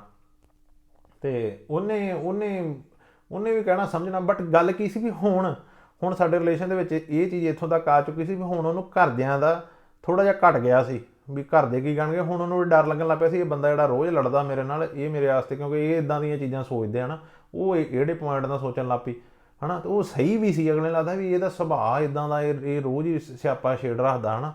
ਅਤੇ ਬਟ ਮੈਨੂੰ ਇਹ ਸੀ ਹੈ ਨਾ। ਸੋ ਇੱਦਾਂ ਹੀ ਸਾਡਾ ਰਿਲੇਸ਼ਨਸ਼ਿਪ ਨੇ ਵੀ ਵਰਕ ਕੀਤਾ ਫਾਈਨਲੀ ਹੈ ਨਾ, ਵੀ ਅਸੀਂ ਲੜਦੇ ਲੜਾਉਂਦੇ ਰਹਿੰਦੇ ਨੇ। ਸੋ ਇਹ ਉੱਦਾਂ ਚੱਲਿਆ ਤਾਂ ਬਹੁਤ ਚਿਰ। ਅਤੇ ਉਹ ਬਾਅਦ ਦੇ ਵਿੱਚ ਕੀ ਵੀ ਮੇਰੇ ਖਿਆਲ ਦੇ ਨਾਲ 2012, ਸੋ ਹਾਂ ਬੈਨੀਦੋਰਮ ਦੇ ਵਿੱਚ ਕੰਮ ਕਰਦੇ ਦਰਮਿਆਨ ਮੈਂ ਕੰਮ ਛੱਡ ਕੇ, ਪੇਪਰ ਮੇਰੇ ਕੋਲ ਹੈ ਨਹੀਂ, ਅਤੇ ਮੈਂ ਆ ਗਿਆ, ਮੈਂ ਖੇਤੀ ਵਾਲੇ ਕੰਮ 'ਤੇ ਵਾਪਸ ਆ ਗਿਆ। ਖੇਤੀ ਵਾਲੇ ਕੰਮ 'ਤੇ ਵਾਪਸ ਆ ਗਿਆ, ਅਤੇ ਮੈਨੂੰ ਰੈਸਟੋਰੈਂਟ ਦਾ ਕੰਮ ਕਰਦੇ ਨੂੰ ਉਦੋਂ ਹੋ ਹੀ ਗਿਆ ਸੀ ਕੋਈ 3 ਕੁ ਸਾਲ ਹੈ ਨਾ, 4 ਕੁ ਸਾਲ 2007 ਦੇ ਐਂਡ ਜਦੋਂ, ਨਹੀਂ 2007 ਥੋੜ੍ਹਾ ਜਿਹਾ ਕੀਤਾ, 4-5 ਸਾਲ ਹੋ ਗਏ ਸੀ ਮੈਨੂੰ ਰੈਸਟੋਰੈਂਟ ਦਾ ਕੰਮ ਕਰਦਿਆਂ। ਮੈਨੂੰ ਲੱਗ ਪਿਆ ਕਿ ਮੈਨੂੰ ਕੰਮ ਆਉਂਦਾ ਹੈ ਚੰਗਾ ਹੈ ਨਾ ਹੁਣ। ਅਤੇ ਮੈਨੂੰ ਨਾ ਕਿਸੇ ਨੇ ਦੱਸ ਪਾਈ ਉੱਥੇ ਹੀ, ਜਦੋਂ ਤੋਰੀ ਪਜੀ ਕੋਈ ਵੀ ਰੈਸਟੋਰੈਂਟ ਇੱਕ ਮਿਲਦਾ ਵਾ, ਸਭ ਹੀ ਲੈਣਾ ਵਾ, ਕੋਈ ਆਪਣੇ ਕੋਈ ਯਾਰਾਂ ਕੋਲ ਪੇਪਰ ਪੂਪਰ ਨਹੀਂ। ਅਤੇ ਮੈਂ ਕਿਹਾ ਚਲੋ ਠੀਕ ਆ। ਮੈਂ ਆਪਣੇ, ਮੇਰਾ ਭਰਾ ਵਾ ਬੜੇ ਹਿਸਾਬ ਕਿਤਾਬ ਨਾਲ ਚੱਲਣ ਵਾਲਾ। 2007 ਦੇ ਵਿੱਚ ਵੀ ਨਾ ਮੁੰਡਾ ਮੇਰਾ ਯਾਰ ਦੋਸਤ, ਉਹਨੇ ਰੈਸਟੋਰੈਂਟ ਖੋਲ੍ਹਣਾ ਸੀ, ਅਤੇ ਉਹ ਕੋਲ ਵੀ ਪੇਪਰ ਹੈ ਨਹੀਂ, ਅਤੇ ਉਹਨੇ ਮੈਨੂੰ ਕਿਹਾ, ਉਹ ਕੁਕਿੰਗ ਦਾ ਕੰਮ ਸਿੱਖ ਗਿਆ ਸੀ ਅਤੇ ਮੈਂ ਵੇਟਰੀ ਦਾ ਉਦੋਂ ਕਰਦਾ ਨਾ। ਉਹਨੇ ਉਦੋਂ ਵੀ ਮੈਨੂੰ ਕਿਹਾ ਸੀ, ਕਹਿੰਦਾ ਸਾਬੀ ਆਪਾਂ ਰੈਸਟੋਰੈਂਟ ਖੋਲ੍ਹੀਏ ਦੋਵੇਂ ਰਲ ਕੇ, ਵੀ ਇੱਕ ਥਾਂ ਹੈਗੀ ਹੈ। ਤਾਂ ਮੈਂ ਆਪਣੇ ਭਰਾ ਨਾਲ ਗੱਲ ਕੀਤੀ, ਭਰਾ ਮੇਰਾ ਕਹਿੰਦਾ ਤੁਹਾਡਾ ਦਿਮਾਗ ਸਹੀ, ਕਹਿੰਦਾ ਨਾ ਉਹ ਕੋਲ ਪੇਪਰ ਨਾ ਤੇਰੇ ਕੋਲ ਪੇਪਰ, ਤੁਸੀਂ ਕਹਿੰਦੇ ਰੈਸਟੋਰੈਂਟ ਖੋਲ੍ਹਣਾ ਹੈ ਨਾ। ਅਤੇ ਉਹ ਕਹਿੰਦਾ ਤੂੰ ਐਵੇਂ ਨਾ ਚੱਕਰਾਂ 'ਚ ਪਿਆ, ਕੰਮ ਦੇ ਚੰਗੀ ਤਰ੍ਹਾਂ ਜਿਹੜਾ ਲੱਗਾ ਵਾ ਤਾਂ ਤੁਰਿਆ ਚੱਲ। ਅਤੇ ਮੈਂ ਉਦੋਂ ਵੀ ਆਈਡੀਆ ਡਰੋਪ ਕਰਤਾ। ਉਹ ਗੱਲ ਕੀ ਸੀ, ਉਹ ਰੀਜ਼ਨੇਬਲ ਸੋਚਦਾ ਸੀ ਨਾ। ਸੋ ਇਸੇ ਟਾਈਮ ਵੀ ਆ ਕੇ ਫਿਰ ਇਹ ਰੀਜ਼ਨ, ਬਟ ਮੈਂ ਕਿਹਾ ਵੀ ਨਹੀਂ, ਮੈਂ ਹੁਣ ਕਰਨਾ ਹੀ ਕਰਨਾ ਕੰਮ, ਵੇਖੀ ਜਾਊਗੀ ਹੈ ਨਾ। ਮੈਂ ਕੋਈ ਨਾ ਪੈਸੇ ਪੂਸੇ ਫੜ ਕੇ ਹੈ ਨਾ ਯਾਰਾਂ ਦੋਸਤਾਂ ਕੋਲ, ਅਤੇ ਕੁਝ ਕੁ ਮੈਨੂੰ ਫਿਰ ਘਰਦਿਆਂ ਨੇ ਪੈਸੇ ਮੈਨੂੰ ਪਾਏ, ਅਤੇ ਮੈਂ ਰੈਸਟੋਰੈਂਟ ਸ਼ੁਰੂ ਕਰ ਲਿਆ। ਅਤੇ ਰੈਸਟੋਰੈਂਟ ਵਧੀਆ ਚੱਲਿਆ। ਰੈਸਟੋਰੈਂਟ ਕਹਿੰਦਾ ਮਤਲਬ ਵੀ ਵਧੀਆ ਚੱਲਣ ਲੱਗ ਪਿਆ। ਸ਼ੁਰੂ 'ਚ ਸਟਰਗਲ ਕਰਨੀ ਪਈ, ਚੰਗਾ ਘਾਲਣਾ ਘਾਲੀ ਮੈਂ ਬੜੇ ਵਧੀਆ। ਵੀ ਮੈਂ ਹਮੇਸ਼ਾ ਜਦੋਂ ਰੈਸਟੋਰੈਂਟ ਦਾ ਕੰਮ ਕਰਦਾ ਨਾ, ਮੈਂ ਹਮੇਸ਼ਾ ਇਹ ਸੋਚਦਾ ਨਾ, ਮੈਂ ਗਾਹਕ ਵਾਂਗੂ ਸੋਚਦਾ ਨਾ, ਵੀ ਗਾਹਕ ਮੈਂ ਚੀਜ਼ ਇਹ ਮੈਨੂੰ ਰੂਲ ਦਫਾ ਮਾਰੇ, ਰੂਲ ਹੈ ਨਾ, ਕਿਹੜਾ ਜਿਹੜੀ ਇੰਡਸਟਰੀ ਦਾ ਰੂਲ ਆ, ਕਿਹੜੀ ਚੀਜ਼ ਕਿੱਦਾਂ ਦੇਣੀ ਨਾ। ਮੈਂ ਇਹ ਸੋਚਦਾ ਨਾ ਵੀ ਮੈਂ ਗਾਹਕ ਹਾਂ, ਅਤੇ ਮੈਨੂੰ ਇਹ ਚੀਜ਼ ਕਿੱਦਾਂ ਚੰਗੀ ਲੱਗੂਗੀ ਹੈ ਨਾ। ਮੈਂ ਉਹਦੇ ਤਰੀਕੇ ਨਾਲ ਸੋਚ ਕੇ ਕੰਮ ਕਰਦਾ ਹੁੰਦਾ। ਸੋ ਹੌਲੀ ਹੌਲੀ ਗਾਹਕ ਗੂਹਕ ਲਾ ਲਏ, ਵਧੀਆ ਕੰਮ ਹੋਣ ਲੱਗ ਪਿਆ। ਅਤੇ ਬਟ ਉੱਥੇ ਸਾਨੂੰ ਪ੍ਰੋਬਲਮ ਕੀ ਆਉਣੀ ਕ੍ਰੀਏਟ ਹੋ ਗਈ, ਜਿਹੜਾ ਬੰਦਾ ਵਿੱਚ ਸੀ ਨਾ, ਜਿਹਨੇ ਰੈਸਟੋਰੈਂਟ ਦਵਾਇਆ ਉਹਨੂੰ ਵੀ ਨਹੀਂ ਪਤਾ, ਅਤੇ ਜਿਹੜਾ ਵਿੱਚੋਂ ਰੈਸਟੋਰੈਂਟ ਵੇਚ ਕੇ ਗਿਆ ਸੀ, ਉਹ ਜਿਹੜੀ ਦੁਕਾਨ ਸੀ ਨਾ, ਜਿਹੜੀ ਉਹ ਮਾਲਕ ਦੀ ਮਰਜ਼ੀ ਤੋਂ ਬਗੈਰ ਸਾਡੇ ਨਾਲ ਕੰਟਰੈਕਟ ਕਰਕੇ ਚਲਾ ਗਿਆ ਸੀ। ਕਿਉਂਕਿ ਅਸੀਂ ਤਾਂ ਕੋਈ ਬਿਜ਼ਨਸ ਖਰੀਦਿਆ ਸੀ ਨਾ, ਅਸੀਂ ਕੋਈ ਰੈਸਟੋਰੈਂਟ ਕੋਈ ਪਲੇਸ ਨਹੀਂ ਸੀ ਖਰੀਦੀ, ਰਨਿੰਗ ਬਿਜ਼ਨਸ ਖਰੀਦਿਆ ਸੀ। ਅਤੇ ਉਹ ਜਿਹੜਾ ਬਿਜ਼ਨਸ ਵਿੱਚੋਂ ਦੇ ਗਿਆ ਸੀ ਨਾ, ਉਹ ਬੰਦਾ ਜਿਹੜੀ ਦੁਕਾਨ ਸੀ ਨਾ, ਉਹਦੀ ਮਰਜ਼ੀ ਤੋਂ ਬਗੈਰ, ਅਤੇ ਉਹ ਸਾਨੂੰ ਮਾਲਕ ਬਾਅਦ 'ਚ ਕਰਨ ਲੱਗ ਪਿਆ ਪ੍ਰੋਬਲਮ ਕ੍ਰੀਏਟ। ਉਹ ਕਵੇ ਮੈਂ ਤਾਂ ਰੈਂਟ ਇੰਨਾ ਲੈਣਾ, ਮੈਂ ਉਹ ਲੈਣਾ। ਬਾਅਦ ਦੇ ਵਿੱਚ ਕਾਫੀ ਪ੍ਰੋਬਲਮਾਂ ਹੋਣ ਲੱਗ ਪਈਆਂ। ਅਤੇ ਇੱਕ ਇਸੇ ਦਰਮਿਆਨ ਕੀ ਹੋਇਆ, ਜਿਹੜੀ ਸਭ ਤੋਂ ਚੰਗੀ ਗੱਲ ਹੋਈ ਕਿ ਮੇਰੇ ਪੇਪਰ ਬਣ ਗਏ। ਮੈਂ ਨਾ ਇਹ ਕੰਮ ਤੋਂ ਆਏ ਸੀ ਘਰੇ, ਕੰਮ ਤੋਂ ਘਰੇ ਆਏ, ਅਤੇ ਤੁਸੀਂ ਉਹ ਰੈਸਟੋਰੈਂਟ ਕਿੱਦਾਂ ਕੱਚੇ ਨੇ ਖੋਲ੍ਹਿਆ, ਇੱਦਾਂ ਹੀ ਮੁੰਡੇ ਯਾਰ ਦੋਸਤਾਂ ਦੇ ਹੈ ਨਾ, ਇੱਕ ਦੇ ਨਾਂ 'ਤੇ ਉਹਦੀ ਮਿੰਨਤ ਤਰਲਾ ਕਰਕੇ ਉਹਦੇ ਨਾਂ 'ਤੇ ਖੋਲ੍ਹਿਆ ਸੀ। ਸੋ ਮੇਰੇ ਪੇਪਰ ਨਾ ਇੱਕ ਰਾਤ ਜਿਹੜਾ ਸਾਡਾ ਕੁੱਕ ਸੀ ਮੁੰਡਾ ਉਹਦੇ ਸੀ, ਉਹਨੇ ਨਾ ਉਹ ਮੇਰੇ ਪੇਪਰ ਚੈੱਕ ਕਰਦਾ ਰਹਿੰਦਾ ਹੁੰਦਾ ਸੀ। ਉਹਨੇ ਨਾ ਔਨਲਾਈਨ ਭਰ ਕੇ ਕਹਿੰਦਾ ਸਾਬੀ ਮੈਂ ਰਾਤ ਨੂੰ ਸੁੱਤੇ ਆ, ਮੈਨੂੰ ਉੱਠਾ ਕਹਿੰਦਾ ਸਾਬੀ ਤੇਰੇ ਪੇਪਰ ਬਣ ਗਏ, ਸਾਬੀ ਤੇਰੇ ਪੇਪਰ ਬਣ ਗਏ। ਉਹ ਮੈਂ ਕਿਹਾ ਯਾਰ ਕਿਉਂ ਮਜ਼ਾਕ ਕਰਦਾ ਹੈ ਨਾ, ਮੈਂ ਕਿਹਾ ਚੱਲ ਜਾ ਹੈ ਨਾ, 5ਵੀਂ ਵਾਰੀ ਸੀ ਉਦੋਂ ਪੇਪਰ 'ਚ, ਮੈਂ ਚੱਲ ਜਾ ਹੈ ਨਾ। ਉਹ ਕਹਿੰਦਾ ਨਹੀਂ ਆ ਉੱਠ ਵੇਖ। ਉਹਨੇ ਮੈਨੂੰ ਇੱਦਾਂ ਹੀ ਆ ਜਿਵੇਂ ਕੰਪਿਊਟਰ ਇੱਦਾਂ ਲਿਆਇਆ ਸੀ, ਕਹਿੰਦਾ ਆਵੇ। ਅਤੇ ਮੈਂ ਵੇਖਿਆ ਉੱਥੇ ਲਿਖਿਆ ਆਉਣ ਡਿਆ ਨਾ, ਸਪੈਨਿਸ਼ ਫਾਵਰਾਬਲੇ ਲਿਖਿਆ ਹੁੰਦਾ ਹੁੰਦਾ ਵੀ ਤੁਹਾਡੇ ਫੇਵਰਟ ਰਿਜ਼ਲਟ ਆਇਆ। ਮੈਂ ਕਿਹਾ ਵੀ ਨਹੀਂ ਮੈਂ ਨਹੀਂ ਮੰਨਦਾ, ਮੈਂ ਕਿਹਾ ਪਤਾ ਨਹੀਂ ਆਪ ਹੀ, ਮੈਂ ਕਿਹਾ ਇੱਦਾਂ ਨਹੀਂ, ਮੈਂ ਕਿਹਾ ਬੈਕ ਜਾ ਜਾਣੀ ਕਿ ਵੈਬਸਾਈਟ ਰਿਫਰੈਸ਼ ਕਰ, ਮੇਰੇ ਦੁਬਾਰਾ ਡਿਟੇਲ ਭਰ। ਫਿਰ ਉਹਨੇ ਜਦੋਂ ਫਿਰ ਦੁਬਾਰਾ ਰਿਫਰੈਸ਼ ਭਰੀ, ਜਦੋਂ ਫਿਰ ਡਿਟੇਲ ਆਈ ਅਤੇ ਪੇਪਰ ਮੇਰੇ ਪਾਸ। ਅਤਿਅੰਤਾਂ ਦੀ ਖੁਸ਼ੀ ਹੋਈ, ਨਜ਼ਾਰੇ ਵੱਜ ਗਏ ਹੈ ਨਾ। ਅਤੇ ਵੀ ਇਹ ਤਾਂ ਬਾਹਲੀ ਖੁਸ਼ੀ ਹੋਈ। ਅਤੇ ਮੇਰੇ ਕੋਲ ਉਦੋਂ ਤੁਹਾਨੂੰ ਗੱਲ ਦੱਸਦਾ ਵੀ ਚਲੋ ਪੇਪਰ ਬਣ ਗਿਆ, ਘਰਦਿਆਂ ਨੂੰ ਦੱਸਿਆ, ਘਰਦਿਆਂ ਨੂੰ ਬਹੁਤ ਖੁਸ਼ੀ ਹੋਈ। ਸੋ 2012 ਦੇ ਆਈ ਥਿੰਕ ਮਾਰਚ 'ਚ ਬਣੇ ਸੀ ਹਾਂ ਮੇਰੇ ਪੇਪਰ। ਸੋ 10 ਸਾਲ ਹੋਣ ਵਾਲੇ, 9 ਸਾਲ ਹੋ ਗਏ ਪੇਪਰ ਬਣੇ ਨੂੰ। ਅਤੇ ਘਰ ਬੜੀ ਖੁਸ਼ੀ ਹੋਈ, ਘਰਦਿਆਂ ਨੂੰ ਲੱਗਣ ਲੱਗ ਪਿਆ ਨਾ ਮੁੰਡੇ ਨੂੰ 8 ਸਾਲ ਹੋ ਗਏ ਆ ਆਉਂਦਾ ਹੀ ਨਹੀਂ ਹੈ ਨਾ। ਵੀ ਜਿਵੇਂ ਮੇਰਾ ਭਰਾ ਆ ਗਿਆ ਸੀ ਇੰਡੀਆ, ਉਹ ਆਇਆ, ਅਤੇ ਮੈਂ ਜਿੱਦਾਂ ਕਿਹਾ ਵੀ ਮੈਂ ਇਹਦੇ ਟਾਈਮ 'ਤੇ ਇੰਨਾ ਟੁੱਟਿਆ ਸੀ ਆਪਣੇ ਘਰਦਿਆਂ ਨਾਲੋਂ ਵੀ ਮੈਂ ਕਈ ਵਾਰੀ ਘਰਦਿਆਂ ਨਾਲ 3-3 4-4 ਮਹੀਨੇ ਗੱਲਬਾਤ ਨਹੀਂ ਸੀ ਕਰਦਾ ਹੁੰਦਾ। ਸੋ ਇੱਦਾਂ ਦੀ ਮੇਰੀ ਸਿਚੁਏਸ਼ਨ ਜੀ ਹੋਈ, ਕਿਉਂਕਿ ਉੱਧਰੋਂ ਰਿਲੇਸ਼ਨਸ਼ਿਪ ਦਾ ਰੌਲਾ, ਉੱਧਰੋਂ ਮੇਰੇ ਪੈਸੇ ਨਹੀਂ ਬਣਨੇ, ਉੱਧਰੋਂ ਇੱਕ ਗਿਲਟੀ ਫੀਲ ਕਰਨਾ ਹੈ ਨਾ ਵੀ ਮੈਂ ਘਰਦਿਆਂ ਵਾਸਤੇ ਕੁਛ ਨਹੀਂ ਕਰਨ ਡਿਆ। ਸੋ ਇਹ ਸਾਰੀਆਂ ਚੀਜ਼ਾਂ ਦੇ ਦਰਮਿਆਨ ਇੱਦਾਂ ਕੰਮ ਚੱਲਦਾ ਗਿਆ। ਅਤੇ ਸੋ ਮੇਰੇ ਪੇਪਰ ਜਦੋਂ ਬਣ ਗਿਆ ਅਤੇ ਮੈਂ ਚਲਾ ਗਿਆ ਇੰਡੀਆ ਛੁੱਟੀ ਕੱਟਣ ਚਲਾ ਗਿਆ। ਤੇ ਇੰਡੀਆ ਛੁੱਟੀ ਕੱਟਣ ਚਲਾ ਗਿਆ। ਤੇ ਉਦੋਂ ਛੁੱਟੀ ਕੱਟਣ ਵੀ ਤਾਂ ਗਿਆ, ਮੇਰੇ ਸਭ ਤੋਂ ਛੋਟੇ ਭਰਾ ਦਾ ਵਿਆਹ ਰੱਖਿਆ ਸੀ।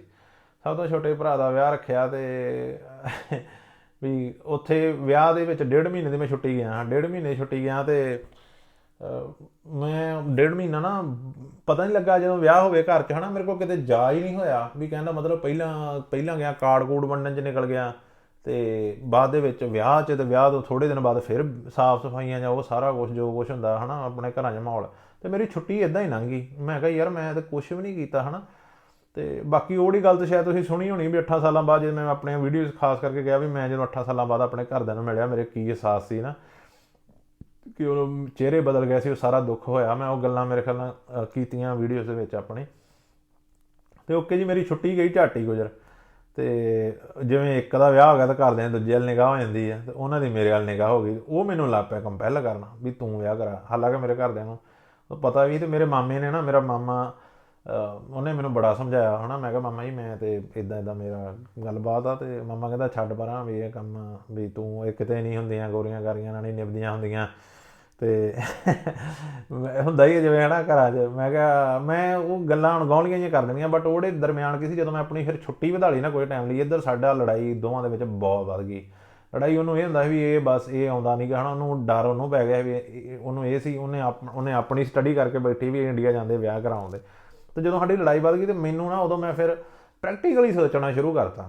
ਮੈਂ ਕਿਹਾ ਯਾਰ ਵਾਕਈ ਹੀ ਜਿਵੇਂ ਕਹਿੰਦੇ ਆ ਵੀ ਉਹ ਮਾਮੇ ਨੇ ਕਹਿਣਾ ਵੀ ਤੂੰ ਬਾਅਦ 'ਚ, ਕਹਿੰਦਾ ਤੂੰ ਬਾਅਦ 40-45 ਸਾਲਾਂ 'ਚ ਵਿਆਹ ਕਰਾਉਂਦੇ ਫਿਰਨਾ, ਕਹਿੰਦਾ ਬਾਅਦ ਦੇ ਵਿੱਚ, ਕਹਿੰਦਾ ਹੁਣੇ ਕਰਾ ਲਾ ਵੀ ਬਾਅਦ 'ਚ ਵੀ ਡਿਵੋਰਸ ਕਰਾਵੇਂਗਾ। ਤਾਂ ਮੈਂ ਚਲੋ ਮੈਂ ਗੱਲਾਂ ਬਾਤਾਂ 'ਚ ਆ ਕੇ ਆਪਾਂ ਜੀ ਝੱਟ ਮੰਗਣੀ ਦੇ ਭੱਟ ਵਿਆਹ ਹੋ ਗਿਆ। ਤੇ ਆਪਾਂ ਇੱਧਰ ਦਿੱਤੇ ਹੱਥ ਜੋੜ, ਤੇ ਵੀ ਚੰਗਾ ਰੌਲਾ ਸਾਡੇ 'ਚ ਵੀ ਬਣਿਆ। ਸੋ ਮੈਂ ਇਹ ਜਿਹੜੇ ਸਾਰੇ ਦਰਮਿਆਨ ਵਿਆਹ ਵਗੈਰਾ ਕਰਾਉਣ ਇੰਡੀਆ ਮੈਂ ਛੁੱਟੀ ਆਪਣੀ 2-3 ਵਾਰੀ ਵਧਾਈ ਮੈਂ ਆਪਣੀ।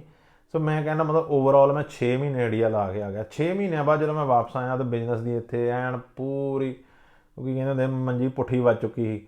ਉਹ ਗੱਲ ਕੀ ਸੀ ਵੀ ਜਿਵੇਂ ਹਰੇਕ ਦਾ ਜਿਹੜੇ ਮੁੰਡੇ ਸੀ ਉਹ ਨਵੇਂ ਸੀ, ਉਹਨਾਂ ਨੂੰ ਕੰਮ ਦਾ ਨਹੀਂ ਸੀ ਪਤਾ, ਹੈ ਨਾ, ਬਾਹਰ ਵੀ। ਤੇ ਉਹ ਉਹਦੇ ਤਰੀਕੇ ਨਾਲ ਨਹੀਂ ਕਰ ਸਕੇ। ਤੇ ਇੱਕ ਸ਼ਾਇਦ ਉਹਨਾਂ ਨੂੰ ਵੀ ਲੱਗਦਾ ਵੀ ਉਹਨਾਂ ਨੇ ਡੁੱਬਦਾ ਜਹਾਜ਼ ਹੀ ਆ, ਵੀ ਆਪਾਂ ਉਹਦੇ ਕਹਿਣ ਨੂੰ ਕਹਿੰਦੇ ਹੁੰਦੇ ਨਾ ਵੀ ਜਦੋਂ ਛੇਕ ਜ਼ਿਆਦਾ ਸੈਡ ਹੋ ਜਾਣ, ਤੇ ਉਹ ਕਹਿੰਦਾ ਹੁੰਦਾ ਵੀ ਹੁਣ ਮੈਂ ਇਹ ਟਾਈਮ ਵੇਸਟ ਹੀ ਆ, ਮੈਂ ਛੇਕ ਭਰੀ ਜਾਵਾਂ। ਹੁਣ ਤਾਂ ਜਿਹੜੀ ਮੂਵਮੈਂਟ ਆ ਉਹੀ, ਉਹ ਜਿਵੇਂ ਮੂਵਮੈਂਟ ਹੀ ਉਹ ਜੀਣ ਡਿਆ ਸੀ ਵੀ ਆ ਜਿੰਨੇ ਦਿਨ ਲੰਘਦੇ ਕੱਢ ਲਓ, ਇਹ ਕੰਮ ਗਿਆ ਤੇ ਗਿਆ।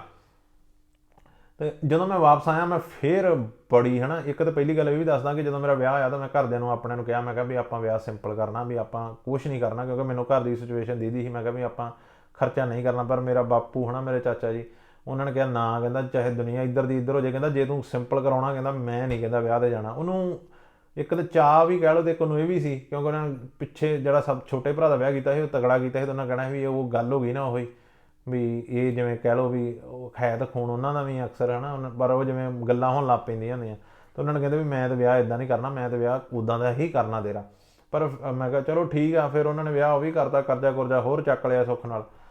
ਤੇ ਇੱਧਰੋਂ ਮੈਂ ਵੀ ਆਪਣੇ ਪੇਪਰਾਂ ਦੇ ਪੈਸੇ, ਮੈਂ ਓਵਰਆਲ ਪੇਪਰਾਂ 'ਤੇ ਤੁਸੀਂ ਕਹੋਗੇ ਨਾ ਉਹ ਜਿਹੜਾ ਉਹਨੂੰ ਮਰਾਏ ਪੈਸੇ, ਮੈਂ ਓਵਰਆਲ ਸਾਰੇ ਕੁਛ ਲਾ ਕੇ ਕੋਈ 30-40 ਹਜ਼ਾਰ ਯੂਰੋ ਖਰਾਬ ਕਰ ਚੁੱਕਾ ਸੀ ਆਪਣੇ ਪੇਪਰਾਂ ਦੇ। ਅਤੇ ਇਹਦੇ ਟਾਈਮ ਕ੍ਰਾਈਸਿਸ ਵੀ ਸੀ ਪਿਛਲੇ 3-4 ਸਾਲਾਂ 'ਚ, ਇਹਨਾਂ ਸਾਲਾਂ ਦੇ ਵਿੱਚ ਕੁਛ ਕਮਾਇਆ ਵੀ ਹੈ ਨਹੀਂ ਸੀ। ਅਤੇ ਓਕੇ ਜੀ, ਫਿਰ ਮੈਂ ਵਾਪਸ ਆਇਆ। ਮੈਂ ਫਿਰ ਘਰਦਿਆਂ ਕੋਲ ਪੈਸੇ ਮੰਗਵਾਏ ਥੋੜ੍ਹੇ ਜਿਹੇ। ਘਰਦਿਆਂ ਨੇ ਫਿਰ ਕਿਸੇ ਦੀ ਮਿੰਨਤ ਤਰਲਾ ਕਰਕੇ, ਹੈ ਨਾ, ਵੀ ਜਾਂ ਕੁਛ ਆਪਣਾ ਕਰਕੇ ਵੀ ਪੈਸੇ ਮੈਨੂੰ ਫਿਰ ਪਾਏ, ਕਿਉਂਕਿ ਰੈਸਟੋਰੈਂਟ ਦੀ ਆਉਂਦਿਆਂ ਤੱਕ ਇੰਨਾ ਖ਼ਰਾਬ ਹੋ ਚੁੱਕਾ ਸੀ ਕੰਮ। ਮੈਨੂੰ ਥੋੜ੍ਹਾ ਜਿਹਾ ਪੈਸਿਆਂ ਦੀ ਲੋੜ ਹੈਗੀ ਸੀ ਰੈਸਟੋਰੈਂਟ ਨੂੰ ਰਿਵਾਈਵ ਕਰਨ ਵਾਸਤੇ। ਅੱਛਾ ਜੀ, ਮੈਂ ਆ ਕੇ ਫਿਰ ਉਹ ਹਿੰਮਤ ਨਹੀਂ ਹਾਰੀ, ਮੈਂ ਫਿਰ ਆ ਕੇ ਕੰਮ ਕਾਰ ਆਪਣਾ ਚੱਕਣ ਦੀ ਕੋਸ਼ਿਸ਼ ਕੀਤੀ ਅਤੇ ਕੁਝ ਕੁ ਆਈਡੀਏ ਕੀਤੇ, ਹੈ ਨਾ, ਇੰਪਲੀਮੈਂਟ। ਤੁਸੀਂ ਕਹਿਣਾ ਵੀ ਰੈਸਟੋਰੈਂਟ ਦਾ ਕੰਮ ਹੁੰਦਾ ਸੀ, ਬਟ ਮੈਂ ਸਾਈਕਲ ਹੁੰਦਾ ਸੀ ਮੇਰੇ ਕੋਲ, ਸਾਈਕਲ 'ਤੇ ਸ਼ੋਪਿੰਗ ਕਰਦਾ ਹੁੰਦਾ ਰੈਸਟੋਰੈਂਟ ਦੀ, ਮਾਰਕੀਟ ਜਾ ਕੇ ਲਿਫਾਫੇ ਉੱਧਰ ਟੰਗੇ ਹੋਣੇ, ਲਿਫਾਫੇ ਇੱਧਰ ਟੰਗੇ ਹੋਣੇ, ਜਾਂ ਤੁਰ ਕੇ ਕਿੰਨੇ ਕਿਲੋਮੀਟਰ, ਕਹਿਣਾ ਮਤਲਬ ਚੱਲ ਇੰਨੇ ਤਾਂ ਨਹੀਂ ਮੈਂ ਹੁਣ ਤੁਸੀਂ ਕਹਿਣਾ ਜ਼ਿਆਦਾ ਗੱਪੀ ਸਿੱਟਦਾ, ਕਹਿਣਾ 2-3 ਕਿਲੋਮੀਟਰ ਤੋਂ ਦੂਰੋਂ ਵੀ ਇੱਦਾਂ ਹੀ ਲੈ ਕੇ ਆਉਣਾ ਸਮਾਨ ਰੈਸਟੋਰੈਂਟ ਦਾ। ਅਤੇ ਉਹ ਗੱਲ ਕੀ ਸੀ, ਮਾਲਕ ਬਹੁਤ ਹੈਡੇਕ ਦੇਣ ਲੱਗ ਪਿਆ। ਮਾਲਕ ਮੈਨੂੰ ਕਹਿੰਦਾ ਵੀ ਜੇ ਤੂੰ ਕੰਟਰੈਕਟ ਰਿਨਿਊ ਕਰਨਾ ਨਾ, ਉਹਨੇ ਨੂੰ ਸਾਡਾ ਕੰਟਰੈਕਟ ਉਹਨੇ ਪਹਿਲੇ ਸਾਲ ਜਦੋਂ ਇੱਕਦਮ ਉਹ ਆ ਗਿਆ ਸੀ ਨਾ ਮਾਲਕ, ਜਦੋਂ ਅਸੀਂ ਬਿਜ਼ਨਸ ਕਰ ਲਿਆ ਸੀ ਉਹਦੇ ਨਾਲ, ਵੀ ਉਹ ਕੋਲ ਲੈ ਲਿਆ ਸੀ, ਉਸ ਤੋਂ ਬਾਅਦ ਇੱਕਦਮ ਹੀ ਮਾਲਕ ਸ਼ੋ ਅਪ ਹੋਇਆ ਸੀ। ਅਤੇ ਉਹਨੇ ਆ ਕੇ ਕਹਿ ਤਾ ਕਿ ਮੈਂ ਨਾ ਹੁਣ ਤੁਸੀਂ ਮੇਰੇ ਨਾਲ ਦੁਬਾਰਾ ਤੋਂ ਕੰਟਰੈਕਟ ਕਰੋ। ਅਤੇ ਉਹਨੇ ਸਾਲ ਕੁ ਦਾ ਹੀ ਕੰਟਰੈਕਟ ਕੀਤਾ ਸੀ, ਜਿਹੜਾ ਬਾਅਦ ਦੇ ਵਿੱਚ ਮੁੱਕਣ ਵਾਲਾ ਸੀ ਜਦੋਂ ਮੈਂ ਵਾਪਸ ਆਇਆ ਉਸ ਤੋਂ ਕੁਝ ਚਿਰ ਬਾਅਦ। ਤੇ ਉਹਨੇ ਮੈਨੂੰ ਕਹਿਤਾ ਵੀ, ਮੈਂ ਉਹਨੂੰ ਫਿਰ ਕਿਹਾ, ਮੈਂ ਜਦੋਂ ਦੁਬਾਰਾ ਕੰਟਰੈਕਟ ਹੋਣਾ ਸੀ ਨਾ, ਮੈਂ ਕਿਹਾ ਯਾਰ ਮੈਂ ਇਦਾਂ ਨਹੀਂ ਕੰਮ ਕਰਨਾ, ਮੈਨੂੰ ਘੱਟੋ ਘੱਟ 5 ਸਾਲ ਦਾ ਕੰਟਰੈਕਟ ਕਰਕੇ ਦੇ ਤੇ ਮੈਂ ਤਾਂ ਕੰਮ ਕਰਨਾ। ਤੇ ਉਹ ਮੈਨੂੰ ਕਹਿੰਦਾ ਠੀਕ ਹੈ, ਕਹਿੰਦਾ ਵੀ ਤੂੰ 10,000 ਯੂਰੋ ਦੇ ਦੇ ਹੋਰ ਵੀ ਡਾਊਨ, ਤੇ ਮੈਂ ਤੇਰਾ 5 ਸਾਲ ਦਾ ਕੰਟਰੈਕਟ ਕਰ ਦੂੰਗਾ। ਤੇ ਮੈਂ ਤਾਂ ਹੀ ਘਰੋਂ ਪੈਸੇ ਮੰਗਾਏ ਸੀ ਹੈ ਨਾ, ਤੇ ਮੈਂ ਕਰਾ ਕੇ ਤੇ ਉਹਨੂੰ 10,000 ਮੈਂ ਪੂਰਾ ਕਰਤਾ ਹੈ ਨਾ। ਤੇ ਉਹਨੇ ਪਿਓ ਦੇ ਪੁੱਤਰ ਨੇ ਫਿਰ ਮੈਨੂੰ ਪਤਾ ਨਹੀਂ ਸਾਲ ਕੇ 2 ਸਾਲ ਦਾ ਕੰਟਰੈਕਟ ਕਰੇ। ਤੇ ਮੈਂ ਇੰਨਾ ਅੱਕ ਗਿਆ, ਮੈਂ ਕਿਹਾ ਮੈਂ ਕੰਮ ਕਰਨਾ ਹੀ ਨਹੀਂ। ਮੈਂ ਇੱਦਾਂ ਦੇ ਕਈ ਵਾਰੀ ਫੈਸਲੇ ਲੈ ਲੈਣਾ, ਮੈਂ ਕਿਹਾ ਮੈਂ ਕਰਨਾ ਹੀ ਨਹੀਂ ਕੰਮ। ਮੈਂ ਕਿਹਾ ਤੂੰ ਮੇਰੇ ਪੈਸੇ ਮੋੜ ਦੇ ਵੀ ਜਿਹੜੇ ਹੈਗੇ ਆ। ਹਾਲਾਂਕਿ ਮੈਂ ਜੇ ਮੈਂ ਥੋੜ੍ਹਾ ਜਿਹਾ ਸਬਰ ਨਾਲ ਚੱਲਦਾ ਵੀ ਉਹ ਬਿਜ਼ਨਸ ਨੂੰ ਮੈਂ ਵੇਚ ਵੀ ਸਕਦਾ ਸੀ ਆਪਣੇ ਨੂੰ ਹੈ ਨਾ। ਉਸ ਟਾਈਮ ਇੱਕ ਗੋਰਾ ਵੀ ਹੈਗਾ ਸੀ, ਉਹ ਰੈਸਟੋਰੈਂਟ ਲੈਣ 'ਚ ਇੱਛੁਕ ਹੈਗਾ ਸੀ। ਤੇ ਬਟ ਮੈਂ ਇੰਨਾ ਅੱਕ ਚੁੱਕਾ ਸੀ ਨਾ ਉਹਨਾਂ ਬੰਦੇ ਮਾਲਕ ਕੋਲੋਂ। ਮੈਂ ਕਿਹਾ ਯਾਰ ਤੂੰ ਮੇਰੇ ਪੈਸੇ ਮੋੜ ਦੇ ਜਿਹੜੇ ਤੇਰੇ ਕੋਲ ਡਾਊਨ ਪੇਮੈਂਟ ਆ, ਤੇ ਮੈਂ ਕਿਹਾ ਤੂੰ ਆਪਣੀਆਂ ਚਾਬੀਆਂ ਲੈ ਲਾ, ਮੈਂ ਕੰਮ ਹੀ ਨਹੀਂ ਕਰਨਾ ਹੈ ਨਾ। ਉਹ ਗੱਲ ਹੋਈ, ਆਪਾਂ ਮੈਂ ਪੈਸੇ ਉਹਨੇ ਮੇਰੇ ਅੱਧੇ ਪਚੱਧੇ ਮੋੜੇ, ਤੂੰ ਆਹ ਕੀਤਾ ਉਹ ਕੀਤਾ, ਇੱਦਾਂ ਉੱਦਾਂ ਕਰਕੇ ਮਤਲਬ ਪਾਣੀ ਪੀ ਲਈਏ। ਤੇ ਕਹਾਣੀ ਲੰਮੀ ਆ, ਤੇ ਮੈਂ 16 ਸਾਲਾਂ ਨੂੰ ਇਸ ਤੋਂ ਛੋਟੀ ਨਹੀਂ ਕਰ ਸਕਦਾ। ਉਹਨੇ ਅੱਛਾ ਜੀ ਮੇਰੇ ਪੈਸੇ ਮੋੜ ਤੇ ਜਿੰਨੇ ਕਿਤੇ ਆਪਾਂ ਰੈਸਟੋਰੈਂਟ ਬੰਦ ਕਰਤਾ ਹੈ ਨਾ। ਤੇ ਮੇਰੇ ਨਾਲ ਜਿਹੜੇ ਮੁੰਡੇ ਸੀ ਉਹ ਤਾਂ ਉਦੋਂ ਵਿਚਾਰੇ ਚੁੱਪ ਚੁੱਪ ਰਹਿਣ ਵੀ ਭਾਜੀ ਨੇ ਵੀ ਭਾਜੀ ਦਾ ਕੰਮ ਬੰਦ ਹੋ ਗਿਆ ਵਾ, ਤੇ ਭਾਜੀ ਹੁਣੇ ਤਾਂ ਸਾਈਡ ਹੋਣੇ ਆ। ਤੇ ਮੈਂ ਧਰਮ ਨਾਲ ਇੰਨੀ ਰਿਲੀਫ ਹਾਸਲ ਕੀਤੀ, ਕਿਉਂਕਿ ਉਦੋਂ ਡੇਲੀ ਟੈਨਸ਼ਨ ਬੜੀ ਹੁੰਦੀ ਸੀ। ਮੈਂ ਕਿਹਾ ਯਾਰ ਠੱਠੇ ਖੂਹ 'ਚ ਪਵੇ ਕੰਮ ਕਰ ਲਾਂਗੇ, ਕੋਈ ਚੱਕਰ ਨਹੀਂ। ਅੱਛਾ ਜੀ ਰੈਸਟੋਰੈਂਟ ਦਿੱਤਾ ਦੇ, ਤੇ ਉਸ ਤੋਂ ਬਾਅਦ ਫਿਰ ਮੈਂ ਮੁੰਡੇ, ਇੱਕ ਮੇਰਾ ਯਾਰ ਦੋਸਤ ਰੈਸਟੋਰੈਂਟ ਆ, ਮੈਂ ਉੱਥੇ ਚਲਾ ਗਿਆ ਹੈ ਨਾ। ਉੱਥੇ ਜਾ ਕੇ ਉੱਦਾਂ ਹੀ ਰਹਿਣ ਹੋਣ ਲੱਗ ਪਿਆ। ਪੇਪਰ ਮੇਰੇ ਕੋਲ ਆ ਗਏ ਸੀ। ਤੇ ਫਿਰ ਹੁਣ ਮੈਨੂੰ ਕਿਸੇ ਨੇ ਦੱਸਿਆ ਵੀ ਨਾਰਵੇ ਵਗੈਰਾ ਚੱਲ ਜਾ ਕੰਮ 'ਤੇ, ਅਤੇ ਉੱਥੇ ਕੰਮ ਹੈ ਨਾ ਜਿਵੇਂ ਨਾਰਵੇ ਪੈਸੇ ਵਗੈਰਾ ਜ਼ਿਆਦਾ ਬਣਦੇ। ਮੈਂ ਨਾਰਵੇ ਚਲਾ ਗਿਆ। ਮੇਰੇ ਕੋਲ ਖਾਸ ਜਾਣਕਾਰ ਹੈ ਨਹੀਂ ਸੀ ਨਾਰਵੇ। ਸੋ ਮੈਂ ਜਿੰਨਾ ਕੋਲ ਗਿਆ ਨਾ, ਮੈਨੂੰ ਉਹਨਾਂ ਨੇ ਕਿਸੇ ਇੱਕ ਫੈਮਿਲੀ ਨਾਲ ਠਹਿਰਾਤਾ ਹੈ ਨਾ। ਫੈਮਿਲੀ ਨਾਲ ਠਹਿਰਾਤਾ, ਅਤੇ ਉਹ ਕੀ ਹੋਣਾ ਵੀ ਜਿੱਥੇ ਠਹਿਰਾਇਆ ਉਹ ਮੁੰਡੇ ਨੇ ਘਰ ਉਹਨਾਂ ਨੇ ਕੰਮ 'ਤੇ ਚੱਲ ਜਾਣਾ, ਅਤੇ ਪਿੱਛੋਂ ਉਹਨਾਂ ਦੀ ਫੈਮਿਲੀ ਨੇ ਅਨਕੰਫਰਟੇਬਲ ਜਿਹਾ ਫੀਲ ਕਰਨਾ ਹੈ ਨਾ, ਵੀ ਇੱਕ ਪਰਾਇਆ ਜਿਹਾ ਬੰਦਾ ਆ ਕੇ ਘਰੇ ਬੈਠਾ ਹੈ ਨਾ। ਅਤੇ ਮੈਨੂੰ ਉਹ ਬੜੀ ਕਾਹਲ ਜਿਹੀ ਪੈਣ ਲੱਗ ਪਈ। ਅਤੇ ਕੰਮ ਮੈਨੂੰ ਕੋਈ ਬਣਦਾ ਦਿਸੇ ਨਾ, ਤਾਂ ਮੈਨੂੰ ਨਾ ਉਹਨਾਂ ਮੁੰਡਿਆਂ ਨੇ ਓਵਰਆਲ ਜੇ ਮੈਨੂੰ ਉੱਥੋਂ ਦੱਸਤਾ ਵੀ ਨਾਰਵੇ ਮਿੱਤਰਾ ਤੇਰੇ ਕੋਲ ਤਾਂ ਕਹਿੰਦੇ ਪਰਮਾਨੈਂਟ ਕਾਰਡ ਨਹੀਂ ਹੈਗਾ। ਉਹ ਜਿਹੜੇ ਪਹਿਲੇ ਸਾਲ ਦਾ ਹੁੰਦਾ 2 ਸਾਲ ਦੇ ਜਿਹੜੇ, ਉਸ ਤੋਂ ਬਾਅਦ ਉਹ ਵੀ 2 ਸਾਲ ਤੋਂ ਉਸ ਤੋਂ ਬਾਅਦ ਵੀ ਜਿਹੜਾ 2 ਸਾਲ ਦਾ ਹੁੰਦਾ ਉਹ ਟੈਂਪਰੇਰੀ ਹੁੰਦਾ। ਕਹਿੰਦੇ ਵੀ ਜਿੰਨਾ ਚਿਰ PR ਨਾ ਹੋਵੇ ਉਹਨਾਂ ਚਿਰ ਤੂੰ ਇੱਥੇ ਨਹੀਂ ਕੰਮ ਕਰ ਸਕਦਾ ਹੈ ਨਾ। ਅਤੇ ਇੱਕ ਕਹਿੰਦੇ ਇੱਥੇ ਕੰਮ ਹੈਗਾ ਗੱਡੀਆਂ ਦੇ ਬਾਹਲਾ, ਉਹ ਕਰਦੇ ਹੁੰਦੇ ਸੀ DHL ਦੀ ਡਿਲੀਵਰੀ ਵਗੈਰਾ।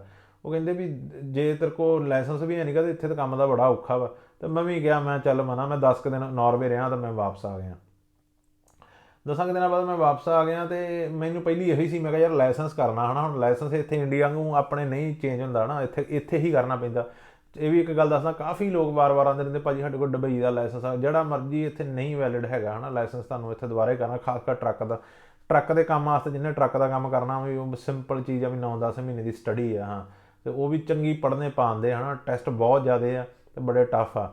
ਅਤੇ ਸਿਰਫ ਇਹ ਨਹੀਂ ਤੁਹਾਨੂੰ ਟਰੱਕ ਚਲਾਉਣਾ ਆਉਣਾ ਚਾਹੀਦਾ, ਉਹਦੀ ਮਕੈਨਿਕੀ ਵੀ ਕਰਨੀ ਆਉਣੀ ਚਾਹੀਦੀ, ਉਹਦਾ ਵੀ ਲੰਬਾ ਹੈ ਨਾ 3 ਕੁ ਮਹੀਨੇ ਦੀਆਂ ਕਿਤੇ ਕਲਾਸਾਂ ਹੀ ਆ। ਸੋ ਓਕੇ ਜੀ, ਮੈਂ ਤਾਂ ਗੱਡੀ ਦਾ ਲਾਇਸੈਂਸ ਹੀ ਕਰਨਾ ਸੀ। ਅਤੇ ਗੱਡੀ ਦਾ ਲਾਇਸੈਂਸ ਆਪਾਂ ਬੜੇ ਵਧੀਆ ਤਰੀਕੇ ਨਾਲ, ਵੀ ਮੈਨੂੰ ਇੰਗਲਿਸ਼ ਆਉਂਦੀ ਸੀ ਨਾ, ਸਪੈਨਿਸ਼ ਵੀ ਆਉਂਦੀ ਸੀ, ਅਤੇ ਮੈਂ ਝੱਟ ਹੀ ਕਰ ਲਿਆ ਉਹ। ਤਾਂ ਮੈਂ ਪਹਿਲਾਂ ਮੈਂ ਥਿਊਰੀ ਦਾ ਟੈਸਟ ਦਿੱਤਾ, ਉਹ ਵੀ ਪਾਸ ਹੋ ਗਿਆ, ਅਤੇ ਬਾਅਦ 'ਚ ਪ੍ਰੈਕਟੀਕਲ ਚਲਾ ਕੇ ਕਹਿੰਦੇ ਉਹ ਵਿੱਚੋਂ ਮੈਂ ਕਲੀਅਰ ਕਰ ਗਿਆ। ਬਾਅਦ 'ਚ ਮੈਂ ਆ ਕੇ ਵਾਪਸ ਥੋੜ੍ਹੀ ਜਿਹੀ ਇਨਕੁਆਇਰੀ ਕੀਤੀ, ਮੈਂ ਕਿਹਾ ਯਾਰ ਇੱਦਾਂ ਪੇਪਰ ਹੋ ਨਹੀਂ ਸਕਦੇ। ਬਾਅਦ 'ਚ ਮੈਂ ਨਾ ਨਾਰਵੇਜਨ ਐਮਬੈਸੀ ਨੂੰ ਆਪ ਹੀ ਕਾਲ ਕਰ ਲਈ ਨਾ, ਇੰਟਰਨੈਟ ਤੋਂ ਲੱਭ ਕੇ, ਅਤੇ ਉਹਨਾਂ ਨਾਲ ਕੰਟੈਕਟ ਕਰ ਲਿਆ। ਮੈਂ ਕਿਹਾ ਮੈਂ ਇੱਦਾਂ ਵਾਂ। ਅਤੇ ਉਹ ਬਾਅਦ 'ਚ ਉਹਨਾਂ ਨੇ ਮੈਨੂੰ ਸਮਝਾਇਆ, ਕਹਿੰਦੇ ਡਜ਼ਨਟ ਮੈਟਰ ਵੀ ਤੇਰੇ ਕੋਲ 5 ਸਾਲ ਦੀ 1 ਸਾਲ ਦੀ, ਕਹਿੰਦੇ ਜੇ ਤੇਰਾ ਸਪੇਨ 'ਚ ਲੀਗਲ ਸਟੇਟਸ ਹੈਗਾ ਅਤੇ ਇੱਧਰੋਂ ਤੈਨੂੰ ਕੋਈ ਕੰਮ ਦੇਵੇ, ਅਤੇ ਤੈਨੂੰ ਪੇਪਰ ਜਮ੍ਹਾਂ ਕਰਾਉਣੇ ਪੈਣਗੇ, ਬਟ ਹੋ ਜਾਣਗੇ। ਦੇਰ ਇਜ਼ ਅ ਵੇ, ਵੀ ਤਰੀਕਾ ਹੈਗਾ, ਇਹ ਨਹੀਂ ਵੀ ਕੋਈ ਤਰੀਕਾ ਨਹੀਂ ਹੈਗਾ।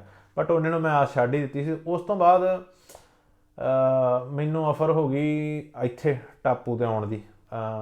ਇੱਕ ਮੁੰਡਾ ਮੇਰੇ ਨਾਲ ਕੰਮ ਕਰਦਾ ਹੁੰਦਾ ਸੀ ਮੇਰੇ ਵਾਲੇ ਰੈਸਟੋਰੈਂਟ ਤੋਂ, ਉਹ ਇੱਥੇ ਆਇਆ ਸੀ, ਅਤੇ ਉਹਨੂੰ ਕਿਸੇ ਨੇ ਗਾਂਹ ਹੋਰ ਰੈਸਟੋਰੈਂਟ ਵਾਲੇ ਨੇ ਬੰਦੇ ਦਾ ਕਿਹਾ ਸੀ, ਅਤੇ ਉਹਨੇ ਮੈਨੂੰ ਕਹਿ ਦਿੱਤਾ ਸੀ ਨਾ ਗਾਂਹ ਵੀ ਜੇ ਤੂੰ ਕੰਮ ਕਰਨਾ ਤਾਂ ਇੱਥੇ ਆ ਜਾ। ਅਤੇ ਮੈਂ ਫਿਰ ਆਪਾਂ ਚੱਕਿਆ ਆਪਣਾ ਹੈ ਨਾ ਬੈਗ ਜੋ ਹੁੰਦੇ ਸੀ, ਚੱਕ ਕੇ ਆਪਾਂ ਤੁਰ ਪਈਦਾ ਹੁੰਦਾ ਸੀ।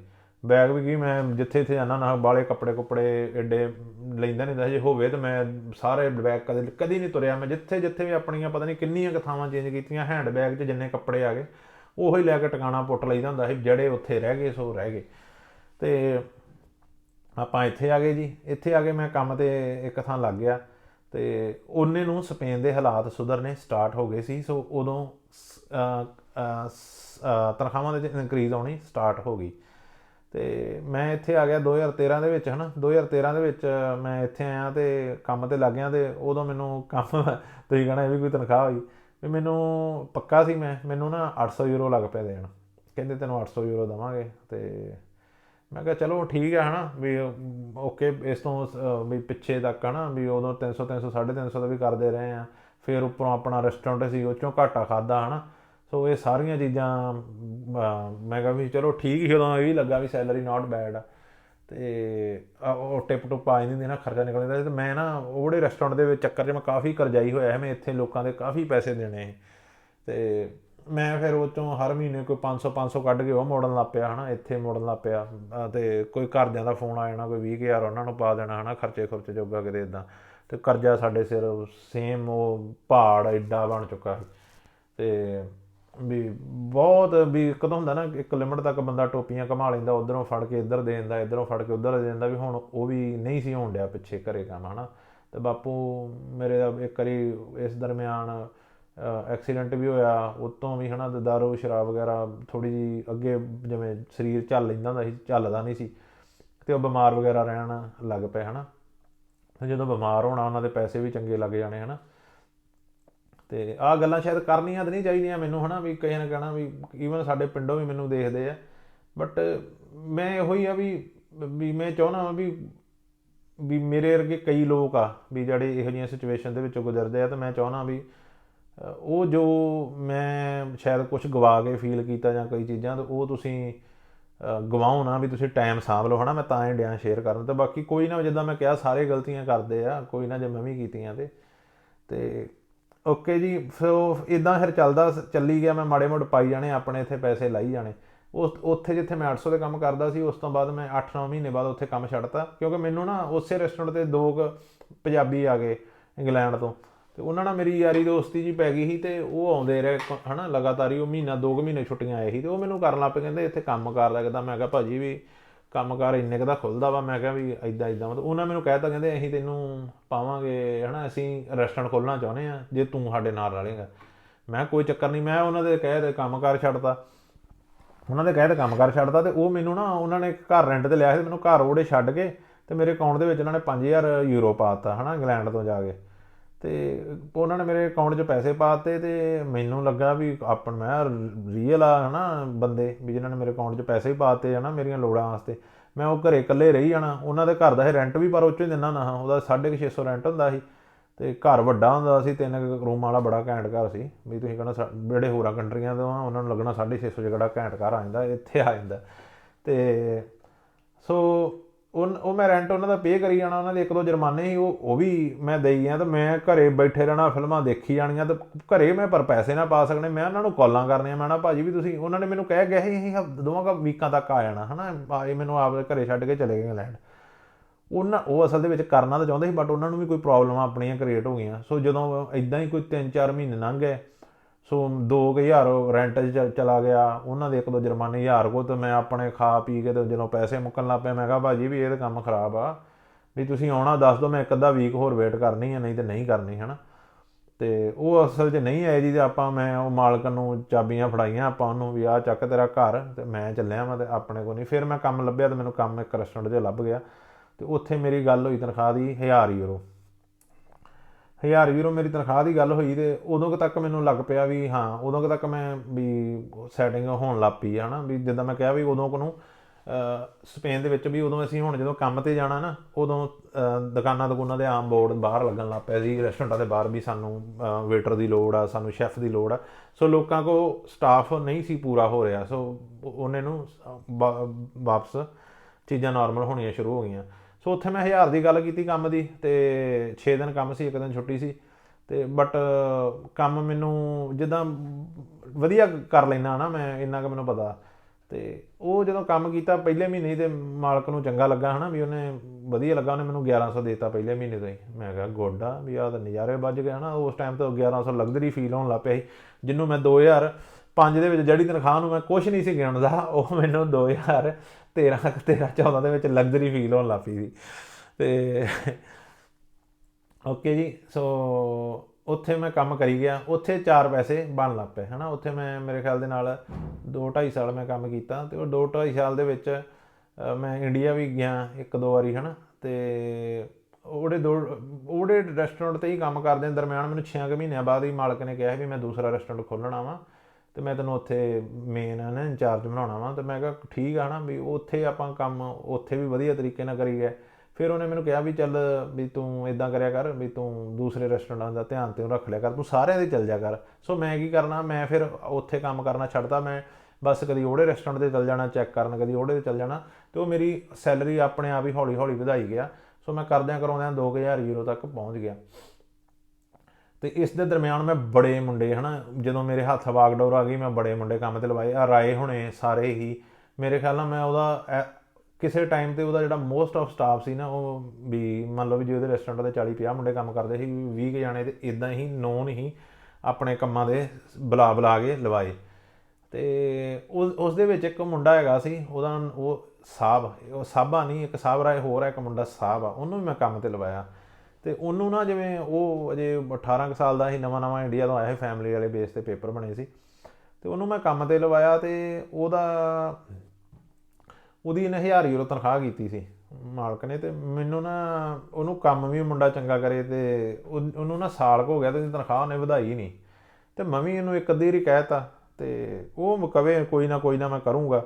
ਅਤੇ ਬਾਅਦ 'ਚ ਨਾ ਮੈਂ ਉਹਨੂੰ ਮੁੰਡੇ ਨੂੰ ਕਿਹਾ, ਮੈਂ ਕਿਹਾ ਤੂੰ ਹੁਣ ਤੈਨੂੰ ਸਾਲ ਹੋ ਗਿਆ, ਮੈਂ ਕਿਹਾ ਉਹਨੂੰ ਸਿੱਧਾ ਆਖੀ, ਮੈਂ ਕਿਹਾ ਤੂੰ ਇਹ ਨਾ ਕਹੀਂ ਉਹਨੂੰ ਐਗਜ਼ੈਕਟ ਵਰਡ, ਮੈਂ ਕਿਹਾ ਇਹ ਨਾ ਯੂਜ਼ ਕਰੀ ਮੇਰੀ ਤਨਖਾਹ ਵਧਾ ਦੇ। ਮੈਂ ਕਿਹਾ ਉਹਨੂੰ ਕਹੀਂ ਮੈਨੂੰ ਹੁਣ ਸਾਲ ਹੋ ਗਿਆ ਕੰਮ ਕਰਦੇ ਨੂੰ, ਜੇ ਤੈਨੂੰ ਲੱਗਦਾ ਮੈਂ ਵਧੀਆ ਕੰਮ ਕਰਦਾ, ਮੇਰੀ ਤਨਖਾਹ ਦੂਜਿਆਂ ਦੇ ਬਰਾਬਰ ਕਰ ਦੇ। ਮੈਂ ਕਿਹਾ ਉਹਨੂੰ ਅਹਿਸਾਸ ਜਾਊਗਾ ਵੀ ਇਹ ਵੱਧ ਨਹੀਂ ਮੰਗ ਰਿਹਾ, ਇਹ ਹੱਕ ਮੰਗ ਰਿਹਾ। ਅਤੇ ਉਹਨੇ ਨਹੀਂ ਮੰਨਿਆ ਹੈ ਨਾ, ਉਹ ਕਹਿੰਦਾ ਨਹੀਂ। ਅਤੇ ਮੈਨੂੰ ਬੜਾ ਬੁਰਾ ਲੱਗਾ। ਅਤੇ ਮੈਂ ਉਹਨੂੰ ਕਿਹਾ, ਮੈਂ ਕਿਹਾ ਯਾਰ ਵੀ ਜੇ ਅੱਜ ਤੂੰ ਰੁਕ ਗਿਆ ਨਾ, ਅਤੇ ਮੈਂ ਕਿਹਾ ਵੀ ਇਹਦੀ ਆਦਤ ਬਣ ਜਾਣੀ ਹੈ, ਇਹਨੇ ਕਹਿਣਾ ਵੀ ਇਹ ਰੁਕ ਜਾਂਦੇ ਹੈ ਨਾ। ਮੈਂ ਕਿਹਾ ਸਾਹਿਬ ਤੂੰ ਇੱਦਾਂ ਕਰ, ਮੈਂ ਕਿਹਾ ਤੂੰ ਛੱਡ ਦੇ ਕੰਮ, ਮੈਂ ਕਿਹਾ ਯਾਰ ਮੈਂ ਤੈਨੂੰ ਕੰਮ ਲੱਭ ਦੂੰ, ਹੋਰ ਕਿਤੇ ਕੋਈ ਟੈਨਸ਼ਨ ਨਾ ਲੈ, ਕੰਮ ਤੈਨੂੰ ਮੈਂ ਲੱਭ ਦੂੰਗਾ, ਪਰ ਮੈਂ ਕਿਹਾ ਤੂੰ ਕੰਮ ਨਹੀਂ ਕਰਨਾ ਹੁਣ। ਉਹ ਕਹਿੰਦਾ ਠੀਕ ਆ ਭਾਅ ਜੀ, ਮੈਂ ਵੀ ਕਹਿੰਦਾ ਇਹੀ ਹੈ, ਮੈਂ ਵੀ ਨਹੀਂ ਕਰਨਾ। ਕਹਿੰਦਾ ਉਹਨੇ ਦੇ ਤਾ ਕੰਮ ਤੋਂ ਜਵਾਬ, ਉਹਨੇ ਕੰਮ ਤੋਂ ਜਵਾਬ ਦੇ ਤਾ। ਅਤੇ ਮੀਨਵਾਈਲ ਮੈਂ ਕੰਮ ਕਾਰ ਉਹਦੇ ਵਾਸਤੇ ਲੱਭਣ ਡਿਆ ਸੀ, ਅਤੇ ਇੰਨੇ ਕੁ ਨੂੰ ਨਾ ਉਹਨੇ ਲਾਇਸੈਂਸ ਵਗੈਰਾ ਕਰ ਲਿਆ ਸੀ ਆਪਣਾ। ਅਤੇ ਉਹ ਕਹਿੰਦਾ ਵੀ ਭਾਅ ਜੀ ਮੈਂ ਨਾ, ਉਹਦੇ ਮਾਂ ਪਿਓ ਰਹਿੰਦੇ ਸੀ ਦੂਸਰੇ ਮੇਨਲੈਂਡ ਰਹਿੰਦੇ ਸੀ, ਉਹ ਕਹਿੰਦੇ ਵੀ ਤੂੰ ਇੱਥੇ ਖੇਤੀ ਦੇ ਕੰਮ 'ਤੇ ਹੀ ਆ ਜਾ, ਵੀ ਆਪਾਂ ਗੱਡੀ ਵੈਨ ਜੀ ਪਾ ਲੈਣੀ, 8-9 ਜਣੇ ਕੰਮ 'ਤੇ ਲੈ ਜਾ ਕਰਨੇ ਆ, ਉਹਦੇ ਵੀ ਪੈਸੇ ਮਿਲਦੇ ਆ ਵੀ ਪਰ ਹੈਡ 4-5 ਯੂਰੋ, ਵੀ 40-50 ਯੂਰੋ। ਅਤੇ ਇੱਦਾਂ ਆਪਾਂ ਉੱਪਰੋਂ ਜਾਣੀ ਕਿ ਬਣਾ ਲਿਆ ਕਰਨੇ ਆ। ਮੰਨ ਲਓ ਜੇ 4 ਯੂਰੋ ਆ, 8 ਜਣੇ ਲੱਗਾ 32 ਯੂਰੋ ਹੈ ਨਾ, ਅਤੇ ਪਲੱਸ ਉੱਥੇ ਕੰਮ ਕਰ ਲਿਆ 50-60 ਯੂਰੋ ਉੱਥੇ ਦਿਹਾੜੀ ਪੈ ਗਈ, 90 ਯੂਰੋ ਆਪਾਂ ਬਣਾ ਲਿਆ ਕਰਨੇ। ਕਹਿੰਦਾ ਮੈਂ ਭਾਅ ਜੀ ਉੱਧਰ ਚੱਲ ਜਾਣਾ। ਮੈਂ ਕਿਹਾ ਠੀਕ ਆ। ਅਤੇ ਬਟ ਇੰਨੇ ਟਾਈਮ ਦੇ ਵਿੱਚ ਹੀ ਨਾ ਉਹਨੇ ਟਿਕਟ ਕਰਾ ਲਈ ਆਪਣੀ ਵਾਪਸੀ ਦੀ, ਉਹ 5-6 ਦਿਨ ਦੀ ਸੀ। ਉਹ ਜਿਹੜੇ 5-6 ਦਿਨਾਂ ਦੇ ਵਿੱਚ ਨਾ ਉਹਨੇ ਤੁਰਦੇ ਨੇ ਇੱਕ ਦੁਕਾਨ ਦੇਖੀ ਲੱਗੀ, ਰੈਸਟੋਰੈਂਟ ਬੰਦ ਹੋਇਆ, ਅਤੇ ਉਹਨੇ ਸੇਲ 'ਤੇ ਲਾਇਆ ਸੀ। ਅਤੇ ਇਹਦਾ ਮੈਨੂੰ ਫੋਨ ਆਇਆ, ਕਹਿੰਦਾ ਭਾਅ ਜੀ ਮੈਂ ਦੁਕਾਨ ਦੇਖੀ ਆ, ਆਪਾਂ ਰੈਸਟੋਰੈਂਟ ਖੋਲ੍ਹੀਏ। ਮੈਂ ਕਿਹਾ ਅਤੇ ਮੈਂ ਕਿਹਾ ਵੀ ਯਾਰ ਵੀ ਇਹਨੂੰ ਮੈਂ ਕਿਹਾ ਨਹੀਂ ਮੈਂ ਨਹੀਂ ਖੋਲ੍ਹਣਾ। ਮੈਂ ਕਿਹਾ ਵੀ ਮੈਂ ਤੈਨੂੰ ਹੋਰ ਬੰਦੇ ਟਕਰਾ ਦਿੰਦਾ, ਵੀ ਤੂੰ ਉਹਨਾਂ ਦੇ ਨਾਲ ਖੋਲ੍ਹ ਲਾ, ਮੈਂ ਤੈਨੂੰ ਕੁੱਕ ਲੱਭ ਦਿੰਦਾ, ਤੈਨੂੰ ਮੈਂ ਜਿਹੜੇ ਵੀ ਤੈਨੂੰ ਬੰਦੇ ਚਾਹੀਦੇ ਮੈਂ ਤੈਨੂੰ ਕਰ ਦਿੰਦਾ, ਤੂੰ ਰੈਸਟੋਰੈਂਟ ਖੋਲ੍ਹ ਲਾ। ਅਤੇ ਇਹ ਕਹਿੰਦਾ ਨਹੀਂ ਭਾਅ ਜੀ, ਮੈਂ 1-2 ਮਿਲਵਾਏ ਵੀ, ਉਹਦੀ ਗੱਲ ਜਿਹਦੀ ਨਹੀਂ ਗੱਲ ਬਣੀ, ਕਹਿੰਦਾ ਨਹੀਂ ਭਾਅ ਜੀ ਖੋਲ੍ਹਣਾ ਅਤੇ ਤੁਹਾਡੇ ਨਾਲ ਖੋਲ੍ਹਣਾ, ਨਹੀਂ ਤਾਂ ਰਹਿਣ ਦੇਣਾ ਹੈ ਨਾ। ਅਤੇ ਮੈਂ ਵੀ ਨਾ, ਜਿੱਦਾਂ ਹੁਣ ਗੱਲ ਇਹੋ ਹੀ ਆ ਵੀ ਕਈ ਵਾਰ ਜ਼ਿੰਦਗੀ ਜਿੱਦਾਂ ਡਿਸੀਜ਼ਨ ਲੈਣੇ ਹੁੰਦੇ, ਜਦੋਂ ਮੈਂ ਉਦੋਂ ਕੱਚਾ ਸੀ, ਮੈਂ ਉਦੋਂ ਕੰਮ ਖੋਲ੍ਹਿਆ, ਫਿਰ ਮੈਂ ਇੱਕ ਬਹਿ ਕੇ ਸੋਚਿਆ, ਮੈਂ ਕਿਹਾ ਮਨਾ ਵੀ ਹੁਣ ਮੈਨੂੰ 2000 ਯੂਰੋ ਬਣਦਾ। ਮੈਂ ਕਿਹਾ ਇਹ ਕੱਲ੍ਹ ਨੂੰ ਮੈਨੂੰ ਜਵਾਬ ਦੇ ਦੇ ਮਾਲਕ। ਅਤੇ ਮੈਂ ਕਿਹਾ ਵੀ ਮੈਨੂੰ ਤਾਂ ਫਿਰ ਕਿਤੇ ਨਾ ਕਿਤੇ ਵੇਟਰੀ 'ਤੇ ਮੈਂ ਥੋੜ੍ਹੀ ਕਿਤੇ ਜਾ ਕੇ ਕਹਿ ਸਕਦਾ ਵਾਂ ਵੀ ਹਰ ਕੋਈ ਕੰਪਨੀ ਵੀ ਐਡੀ ਨਹੀਂ ਹੈ ਨਾ, ਰੈਸਟੋਰੈਂਟਾਂ ਦਾ ਮੈਨੂੰ ਕੰਮ ਆਉਂਦਾ ਵਾ, ਵੀ ਹਰੇਕ ਇੱਦਾਂ ਦਾ ਹੈ ਵੀ ਨਹੀਂ ਵੀ ਕਿਸੇ ਦੇ 5-5 7-7 ਰੈਸਟੋਰੈਂਟ ਹੋਣ ਵੀ ਜਿਹੜਾ ਮੈਨੂੰ ਮੈਂ ਕਹਾਂ ਜੀ ਮੈਨੂੰ ਕੰਮ ਆਉਂਦਾ ਬੰਦੇ ਸਾਂਭਣ ਦਾ, ਮੈਨੂੰ ਅਰੇਂਜ ਕਰਨ ਦਾ ਸਾਰਾ ਕੁਛ, ਅਤੇ ਮੈਨੂੰ ਉਹ ਕੰਮ ਦੇ ਦਿਓ। ਮੈਂ ਇਹ ਤਾਂ ਮਿਲਣਾ ਨਹੀਂ, ਮੈਨੂੰ ਜਾ ਕੇ ਤਾਂ ਕਰਨੀ ਫਿਰ ਵੇਟਰੀ ਪੈਣੀ, ਅਤੇ ਮੈਂ ਵੇਟਰੀ ਮੈਨੂੰ ਮਿਨੀਮਮ ਉਹੀ 1100 ਤੋਂ ਸਟਾਰਟ ਕਰਨੀ ਪੈਣੀ। ਮੈਂ ਕਿਹਾ ਮਨਾ ਲੈ ਸਟੈਪ ਵੇਖੀ ਜਾਊਗੀ ਹੈ ਨਾ। ਅਤੇ ਅੱਛਾ ਜੀ ਆਪਾਂ ਨੂੰ ਹਾਮੀ ਭਰਤੀ ਹੈ ਨਾ, ਅਤੇ ਮਗਰੋਂ ਮਾਲਕ ਬਾਅਦ 'ਚ ਕਰੀ ਜਾਵੇ ਵੀ ਮੈਂ ਤੂੰ ਨਾ ਜਾ, ਮੈਂ ਤੇਰੇ ਨਾਲ ਇੱਕ ਰੈਸਟੋਰੈਂਟ ਖੋਲ੍ਹ ਲੈਣਾ, 50% ਤੈਨੂੰ ਹਿੱਸੇਦਾਰੀ ਰੱਖ ਲੂੰ। ਬਟ ਉਹ ਹੈ ਨਾ ਵੀ ਮੈਨੂੰ ਪਤਾ ਸੀ ਉਹ ਤੇਜ਼ ਬੰਦਾ ਹੈ ਨਾ। ਮੈਂ ਕਿਹਾ ਇਹਦਾ ਕੀ ਪਤਾ ਵੀ 6 ਮਹੀਨੇ ਮੈਨੂੰ ਲੜਕਾ ਛੱਡੇ, 6 ਮਹੀਨਿਆਂ ਬਾਅਦ ਮੈਨੂੰ ਆਖਿਆ ਯਾਰ ਤੁਰਦਾ ਹੋ ਹੈ ਨਾ, ਵੀ ਜਦੋਂ ਮੇਰਾ ਅਲਟਰਨੇਟਿਵ ਲੱਭ ਲਏ। ਅਤੇ ਮੈਂ ਆਪਾਂ ਉਸੋਂ ਕੰਮ ਦਿੱਤਾ ਛੱਡ, ਉੱਥੋਂ ਕੰਮ ਦਿੱਤਾ ਛੱਡ। ਅਤੇ ਯਾਰਾਂ ਹੁਣ ਅੱਗੋਂ ਪੈਸੇ ਕੋਈ ਬਾਹਲੇ ਹੈ ਨਹੀਂ ਸੀ ਮੇਰੇ ਕੋਲ, ਸਿਰਫ ਆਪਣੇ ਅਕਾਊਂਟ ਦੇ ਵਿੱਚ ਮੇਰੇ ਖਿਆਲ ਨਾਲ ਕੋਈ 4-5 ਹਜ਼ਾਰ ਯੂਰੋ ਹੀ ਸੀ। ਅਤੇ ਫਿਰ ਮੰਗਣੇ ਸ਼ੁਰੂ ਪੈਸੇ ਯਾਰਾਂ ਦੋਸਤਾਂ ਕੋਲ, ਸਾਰਿਆਂ ਕੋਲ 2000 ਦੋ ਉੱਧਰ ਦੋ। ਕੋਈ ਉੱਤੇ ਸਾਡਾ ਜਿਹੜਾ ਪਹਿਲਾ ਰੈਸਟੋਰੈਂਟ ਸੀ ਕੋਈ 80-90 ਹਜ਼ਾਰ ਯੂਰੋ ਲੱਗਾ ਸੀ, ਅਤੇ ਅਸੀਂ ਇੱਦਾਂ ਹੀ ਫੜਾ ਕੇ ਹੀ ਸਾਰੇ ਲਾਏ ਸੀ। ਤੇ ਇਸ ਟਾਈਮ ਮੇਰੇ ਖਿਆਲ ਦੇ ਨਾਲ ਨਹੀਂ ਮੈਂ ਘਰਦਿਆਂ ਨੂੰ ਕਿਹਾ, ਕਿਉਂਕਿ ਮੈਂ ਘਰਦਿਆਂ ਦੀ ਬੱਸ ਹੋ ਚੁੱਕੀ ਹੈ ਨਾ ਸੱਚ ਪੁੱਛੋ ਤੇ ਪੈਸੇ ਮੈਂ ਪਾਉਂਦਾ ਸੀ। ਬਟ ਗੱਲ ਇਹ ਸੀ ਵੀ ਜਿਹੜੇ ਮੈਂ ਜਦੋਂ ਕੰਮ ਕਰਦਾ ਸੀ, ਮੇਰਾ ਭਰਾ ਵੀ ਕਰਦਾ ਸੀ, ਜਿੰਨੇ ਕੁ ਅਸੀਂ ਪਾ ਰਹੇ ਸੀ ਨਾ ਉਹਨਾਂ ਕੁ ਸਾਡਾ ਵਿਆਜ ਹੀ ਬਣ ਚੁੱਕਾ ਸੀ, ਕਿਉਂਕਿ ਉਹਦੇ ਟਾਈਮ ਸਾਡੀ ਕੋਈ ਦੇਣਦਾਰੀ ਸਾਰਾ ਕੁਛ ਪਾ ਕੇ ਕੋਈ 70-80 ਲੱਖ ਤੋਂ ਉੱਪਰ ਟੱਪ ਚੁੱਕੀ ਸੀ। ਤੇ ਉਸ ਟਾਈਮ ਟੋਪੀਆਂ ਘੁੰਮਣੀਆਂ ਖਤਮ ਹੋ ਚੁੱਕੀਆਂ ਸੀ। ਉਸ ਤੁਸੀਂ ਹਿਸਾਬ ਲਾ ਲਓ ਵੀ ਜਿਹੜੇ ਜ਼ਿਆਦਾ ਵਿਆਜ ਵਿਊਜ ਵਾਲੇ ਪੈਸੇ ਹੁੰਦੇ ਸੀ ਸਾਰੇ ਉਹ ਸਾਡੀਆਂ ਤਨਖਾਹਾਂ ਨਾਲ ਸਿਰਫ ਵਿਆਜ ਹੀ ਜਾਣ ਡਿਆ, ਸਾਡਾ ਮੂਲ ਉੱਥੇ ਦਾ ਉੱਥੇ ਹੀ ਖਲੋਤਾ ਸੀ। ਤੇ ਇਹਦੇ ਦਰਮਿਆਨ ਓਕੇ ਜੀ ਅਸੀਂ ਰੈਸਟੋਰੈਂਟ ਖੋਲ੍ਹ ਲਿਆ। ਜੇ ਰੈਸਟੋਰੈਂਟ ਖੋਲ੍ਹੇ ਨੂੰ ਥੋੜ੍ਹਾ ਕੁ ਟਾਈਮ ਹੀ ਹੋਇਆ ਤੇ ਬਾਪੂ ਦੀ ਹੋ ਗਈ ਸਿਹਤ ਖਰਾਬ। ਅਤੇ ਮੇਰੇ ਨਾ ਪਹਿਲਾਂ ਅੱਗੇ ਵੀ ਇੱਦਾਂ ਦੀ ਬੜੀ ਉਹਦੇ ਕੰਡੀਸ਼ਨ ਤੱਕ ਸਿਹਤ ਖਰਾਬ ਹੋਈ ਸੀ ਜਦੋਂ ਡਾਕਟਰਾਂ ਨੇ ਆਲਮੋਸਟ ਜਵਾਬ ਹੀ ਦਿੱਤਾ ਸੀ। ਅਤੇ ਬਟ ਫਿਰ ਜਿਵੇਂ ਉਹ ਫਾਈਟ ਕਰਕੇ ਰਿਕਵਰ ਕਰ ਲੈਂਦੇ ਹੁੰਦੇ ਸੀ ਨਾ, ਅਤੇ ਇੱਕ ਵਾਰੀ ਮੇਰੇ ਮਾਮਾ ਜੀ ਨੇ ਕਾਲ ਕਰਤੀ ਕਿ ਨਹੀਂ ਵੀ ਜ਼ਿਆਦਾ ਕੰਮ ਖਰਾਬ ਆ ਨਾ। ਅਤੇ ਮੇਰੇ ਮਾਮਾ ਜੀ ਨੇ ਨਾ ਫਿਰ ਕਹਿੰਦੇ ਤੁਸੀਂ ਦੋਵੇਂ ਨਾ ਹੋ, ਇੱਕ ਜਣਾ ਆ ਜਾਓ ਅਜੇ, ਕਿਉਂਕਿ ਪਹਿਲਾਂ ਤਾਂ ਉਹਨਾਂ ਨੇ ਕਿਹਾ ਆ ਜਾਓ, ਤਾਂ ਬਾਅਦ 'ਚ ਕੁਝ ਕੁ ਦਿਨ 1-2 ਦਿਨਾਂ ਬਾਅਦ ਰਿਕਵਰੀ ਹੋਣੀ ਸਟਾਰਟ ਹੋ ਗਈ। ਅਤੇ ਮੇਰੇ ਮਾਮਾ ਨੇ ਕਿਹਾ ਵੀ ਨਹੀਂ ਚਲੋ ਰਹਿਣ ਦਿਓ ਹੁਣ ਆਉਣ ਨੂੰ, ਤਾਂ ਫਿਰ ਵੀ ਕਹਿੰਦਾ ਜੇ ਆਉਣਾ ਤੁਸੀਂ ਇੱਕ ਨੇ ਆ ਜਾਓ। ਅਤੇ ਮੈਂ ਜਿੱਦਾਂ ਜੇ ਰੈਸਟੋਰੈਂਟ ਨਵਾਂ ਖੋਲ੍ਹਿਆ ਸੀ ਅਤੇ ਮੈਨੂੰ ਸ਼ਾਇਦ ਇਹ ਵੀ ਚੀਜ਼ ਖਿੱਚਦੀ ਸੀ, ਬਿਜ਼ਨਸ ਵੀ, ਮੈਨੂੰ ਸ਼ੋਰ ਨਹੀਂ, ਕਿਉਂਕਿ ਮੈਂ ਜਾਣਾ ਤਾਂ ਬਹੁਤ ਬੁਰੀ ਤਰੀਕੇ ਨਾਲ ਚਾਹੁੰਦਾ ਸੀ।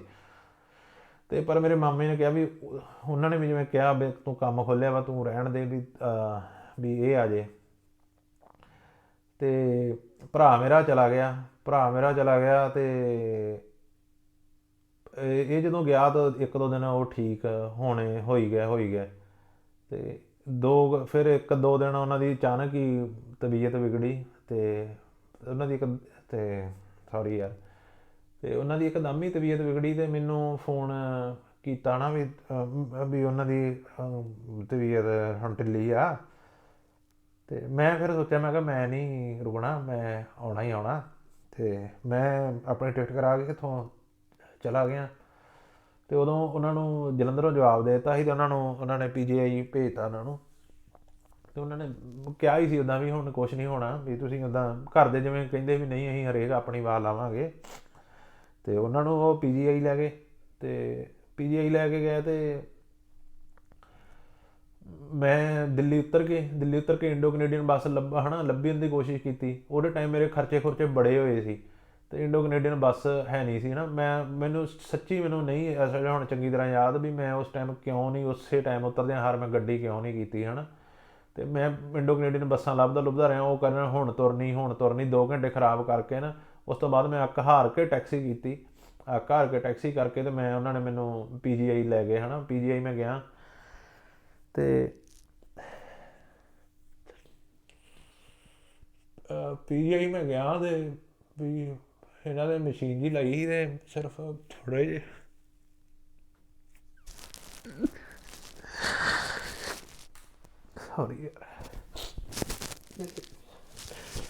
ਇਹਨਾਂ ਦੀ ਜਿਹੜੀ ਬਸ ਛਾਤੀ ਜਿਹੀ ਉੱਪਰ ਥੱਲੇ ਹੋਣ ਡਈ ਅਤੇ ਹੋਰ ਕੁਛ ਨਹੀਂ, ਮੈਨੂੰ ਪਤਾ ਨਹੀਂ ਵੀ ਮੈਂ ਇੱਥੇ ਗਿਆ ਵਾ ਅਤੇ ਘਰਦਿਆਂ ਨੇ ਉਹਨਾਂ ਨੂੰ ਕਹਿਣ ਡਿਆ ਵੀ ਸਾਹਬ ਆ ਗਿਆ। ਅਤੇ ਮੈਨੂੰ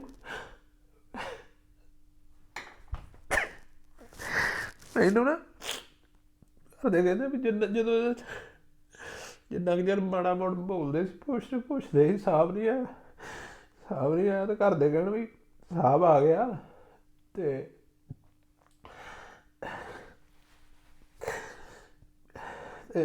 ਬਾਅਦ 'ਚ ਨਾ ਜਿੱਦਾਂ ਛਾਤੀ ਜਿਹੀ ਰੁਕ ਗਈ ਅਤੇ ਮੈਂ ਵੀ ਗਿਆ, ਮੈਂ ਚਾਚਾ ਜੀ ਮੈਂ ਆ ਗਿਆ। ਅਤੇ ਉਹਨਾਂ ਨੂੰ ਉੱਥੇ ਨਰਸੀ ਨੂੰ ਇਹ ਸੱਦਿਆ ਸੀਗਾ ਵੀ ਇੱਦਾਂ ਵਾ। ਅਤੇ ਉਹਨਾਂ ਨੇ ਉਸੇ ਵੇਲੇ ਉਹ ਚੈੱਕ ਕਰਨ ਲੈ ਗਏ ਅਤੇ ਉਹਨਾਂ ਨੇ ਡੈਡ ਡਿਕਲੇਅਰ ਕਰਤਾ। ਅਤੇ ਮੈਂ ਨਾ ਜਦੋਂ ਤੁਰਿਆ ਹੀ ਸੀ ਅਤੇ ਮੈਂ ਬੜਾ ਮੈਨੂੰ ਪਤਾ ਸੀ ਮੇਰਾ ਬਾਪੂ ਕਰਜ਼ੇ ਤੋਂ ਦੁਖੀ ਹੈ। ਅਤੇ ਮੈਂ ਧਾਰ ਕੇ ਆਇਆ ਸੀ ਵੀ ਮੈਂ ਚਾਹੇ ਜੋ ਮਰਜ਼ੀ ਹੋ ਜਾਏ ਮੇਰਾ ਬਾਪੂ ਸਹੀ ਹੋ ਕੇ ਚੱਲ ਜਾਏ, ਮੇਰੇ ਘਰ ਦੇ ਚਾਹੇ ਮੰਨਣ ਚਾਹੇ ਨਾ ਮੰਨਣ,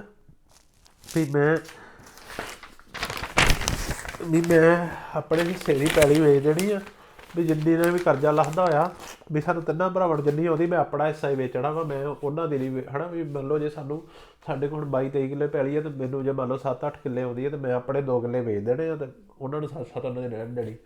ਵੀ ਮੈਂ ਜਿਹੜਾ ਕਰਜ਼ਾ ਲਾਦਾ ਮੈਂ ਇਹਦੇ 'ਚ ਨਹੀਂ ਰਹਿਣ ਦੇਣਾ, ਕਿਉਂਕਿ ਮੈਂ ਇਹ ਚੀਜ਼ ਕੋਂਸਟੈਂਟਲੀ ਘਰਦਿਆਂ ਨੂੰ ਪਹਿਲਾਂ ਵੀ ਆਖੀ ਜਾਂਦਾ ਰਹਿੰਦਾ ਹੁੰਦਾ ਹਾਂ ਵੀ ਤੁਸੀਂ ਨਾ ਟੈਨਸ਼ਨ ਲਓ ਹੈ ਨਾ, ਵੀ ਤੁਸੀਂ ਪਲੀਜ਼ ਪੈਲੀ ਦੇ ਦਿਓ ਹੈ ਨਾ ਵੀ। ਬਟ ਬਾਪੂ ਪਹਿਲਾਂ ਵੀ ਪੈਲੀ ਵੇਚ ਚੁੱਕਾ ਸੀ, ਅਤੇ ਉਹ ਨਮੋਸ਼ੀ ਵੀ ਸਾਡਾ ਸਟੇਟਸ ਕਿਸੇ ਟਾਈਮ ਪਿੰਡ 'ਚ ਬਹੁਤ ਉੱਚਾ ਹੁੰਦਾ ਸੀ, ਸਾਡੇ ਕੋਲ ਜ਼ਮੀਨ ਚੰਗੀ ਹੁੰਦੀ ਸੀ, ਸਾਡਾ ਘਰ ਦੇ ਵਿੱਚ ਵੀ ਜਿਹੜੇ ਸਾਡੇ ਪਿੰਡ ਜਾਣਦੇ ਆ ਨਾ, ਵੀ ਕਹਿੰਦਾ ਮਤਲਬ ਵੀ ਉਹਦਾ ਇਹ ਸੀ ਵੀ ਜਿਵੇਂ ਕਿਸੇ ਜ਼ਿਲ੍ਹੇ ਦੇ ਵਿੱਚ ਕੋਈ 10 ਕੁ ਪਰਿਵਾਰ ਆਪਾਂ ਗਿਣ ਲਈਏ ਨਾ, ਕੋਈ ਰੋਹ ਵਾਲੇ, ਉਹਨਾਂ ਦੇ ਵਿੱਚੋਂ ਸਾਡਾ ਆਉਂਦਾ ਸੀ। ਮੈਂ ਪਿੰਡ ਦੀ ਨਹੀਂ ਸਿਰਫ ਗੱਲ ਕਰਦਾ, ਜ਼ਿਲ੍ਹੇ ਦੀ ਗੱਲ ਕਰਦਾ। ਅਤੇ ਬਾਪੂ ਨੂੰ ਜਿਵੇਂ ਪਹਿਲਾਂ ਸਰਕਲ ਵੱਡਾ ਸੀ, ਅਤੇ ਉਹ ਨਮੋਸ਼ੀ ਤਾਂ ਨਹੀਂ ਸੀ ਕਰਕੇ ਵੇਚਣਾ ਚਾਹੁੰਦਾ, ਨਹੀਂ ਮੰਨਿਆ ਹੈ ਨਾ।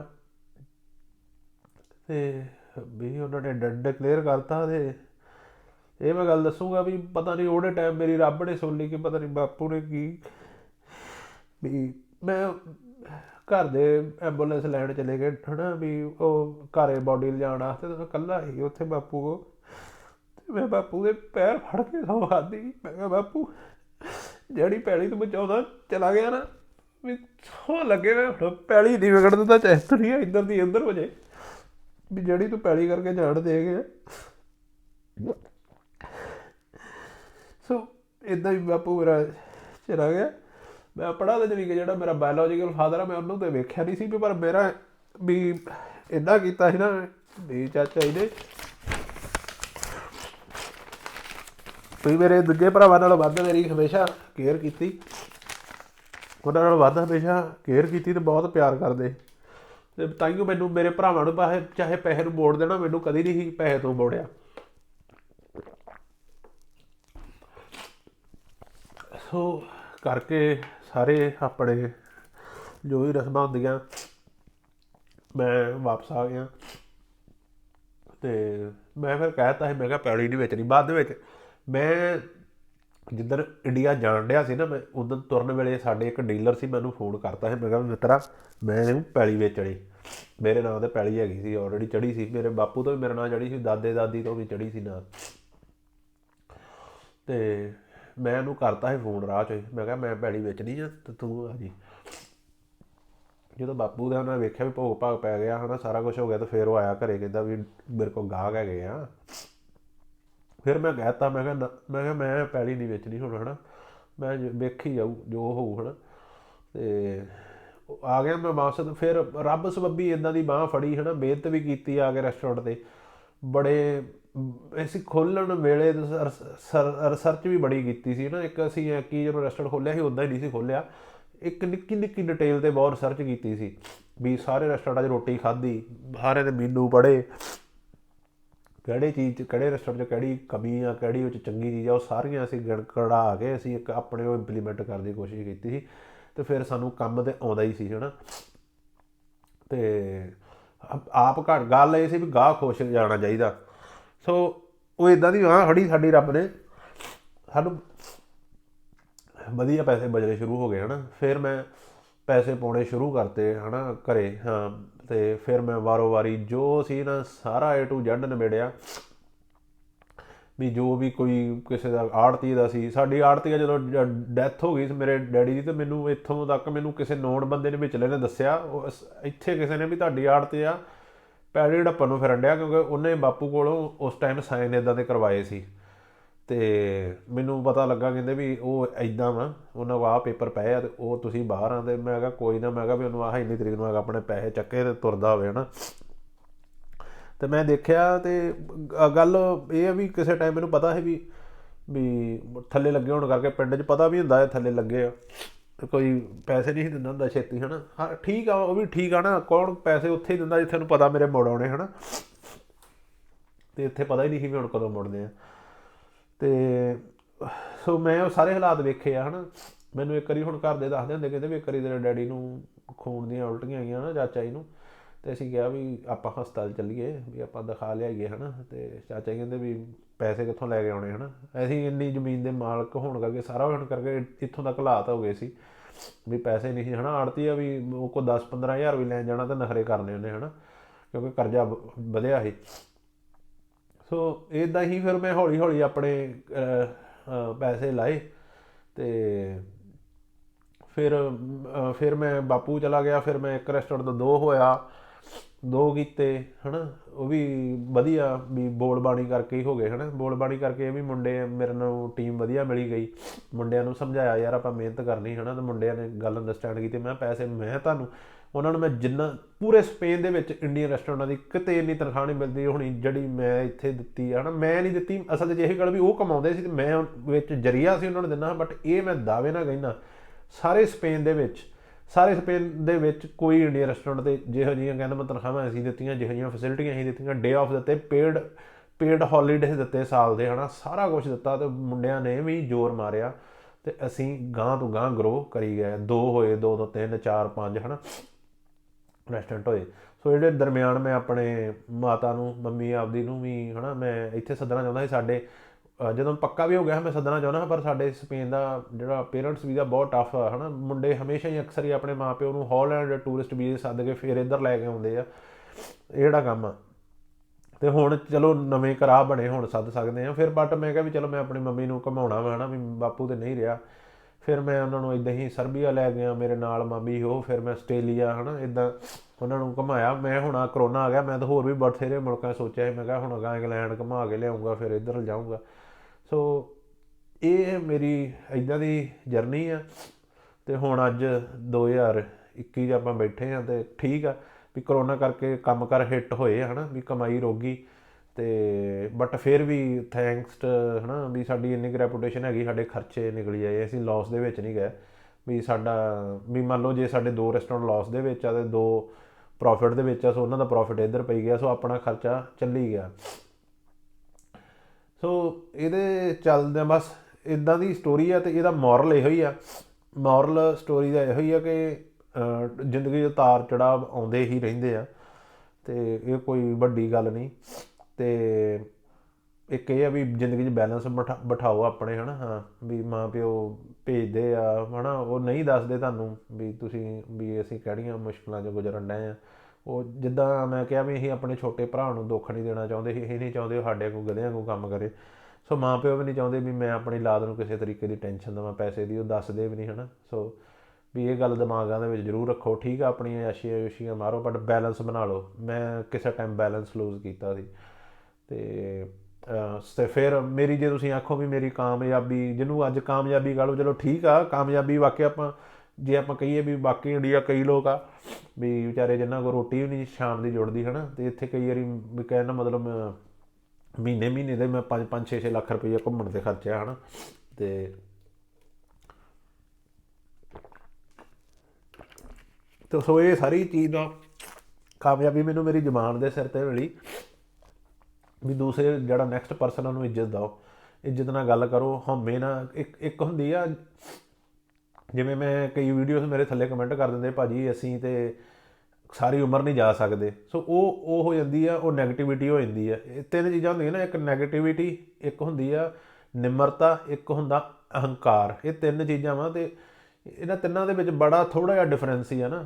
ਇੱਕ ਕਹਿ ਦੇਣਾ ਵੀ ਭਾਜੀ ਮੈਂ ਤਾਂ ਕਦੀ ਨਹੀਂ ਵੇਖ ਸਕਦਾ, ਹੈ ਨਾ, ਜਿਹੜਾ ਮੁਲਕ, ਉਹ ਨੈਗੇਟਿਵਿਟੀ। ਜਾਂ ਇੱਕ ਤਰੀਕਾ ਹੈਗਾ ਕਹਿਣ ਦਾ ਕਿ ਭਾਜੀ ਫਿਲਹਾਲ ਤਾਂ ਨਹੀਂ ਪੋਸੀਬਲ, ਜੇ ਜ਼ਿੰਦਗੀ 'ਚ ਪੋਸੀਬਲ ਹੋਇਆ ਤਾਂ ਕਦੀ ਵੇਖਾਂਗਾ। ਉਹ ਨਿਮਰਤਾ ਜੀ ਆ ਜਾਂਦੀ ਨਾ, ਵੀ ਬੰਦਾ ਚੀਜ਼ਾਂ ਨੂੰ ਰੈਕੋਗਨਾਈਜ਼ ਕਰਦਾ। ਅਤੇ ਇੱਕ ਹੋ ਜਾਂਦੀ ਵੀ ਮੈਂ ਤਾਂ, ਹੈ ਨਾ, ਵੀ ਉਹਦੇ ਤਰੀਕੇ ਨਾਲ ਕਹਿਣਾ ਵੀ ਮੈਂ ਤਾਂ ਆਪ ਆਊਂਗਾ ਜਾਂ ਕੁਛ, ਹੈ ਨਾ। ਇਹ ਕੌਨਫੀਡੈਂਸ ਦੇ ਦਾਇਰੇ 'ਚ ਵੀ ਆਉਂਦਾ, ਬਟ ਇਸ ਤੋਂ ਇਹ ਕੌਨਫੀਡੈਂਸ ਅਤੇ ਐਰੋਗੈਂਸ ਦੇ ਵਿੱਚ ਥੋੜ੍ਹਾ ਜਿਹਾ ਫਰਕ ਆ।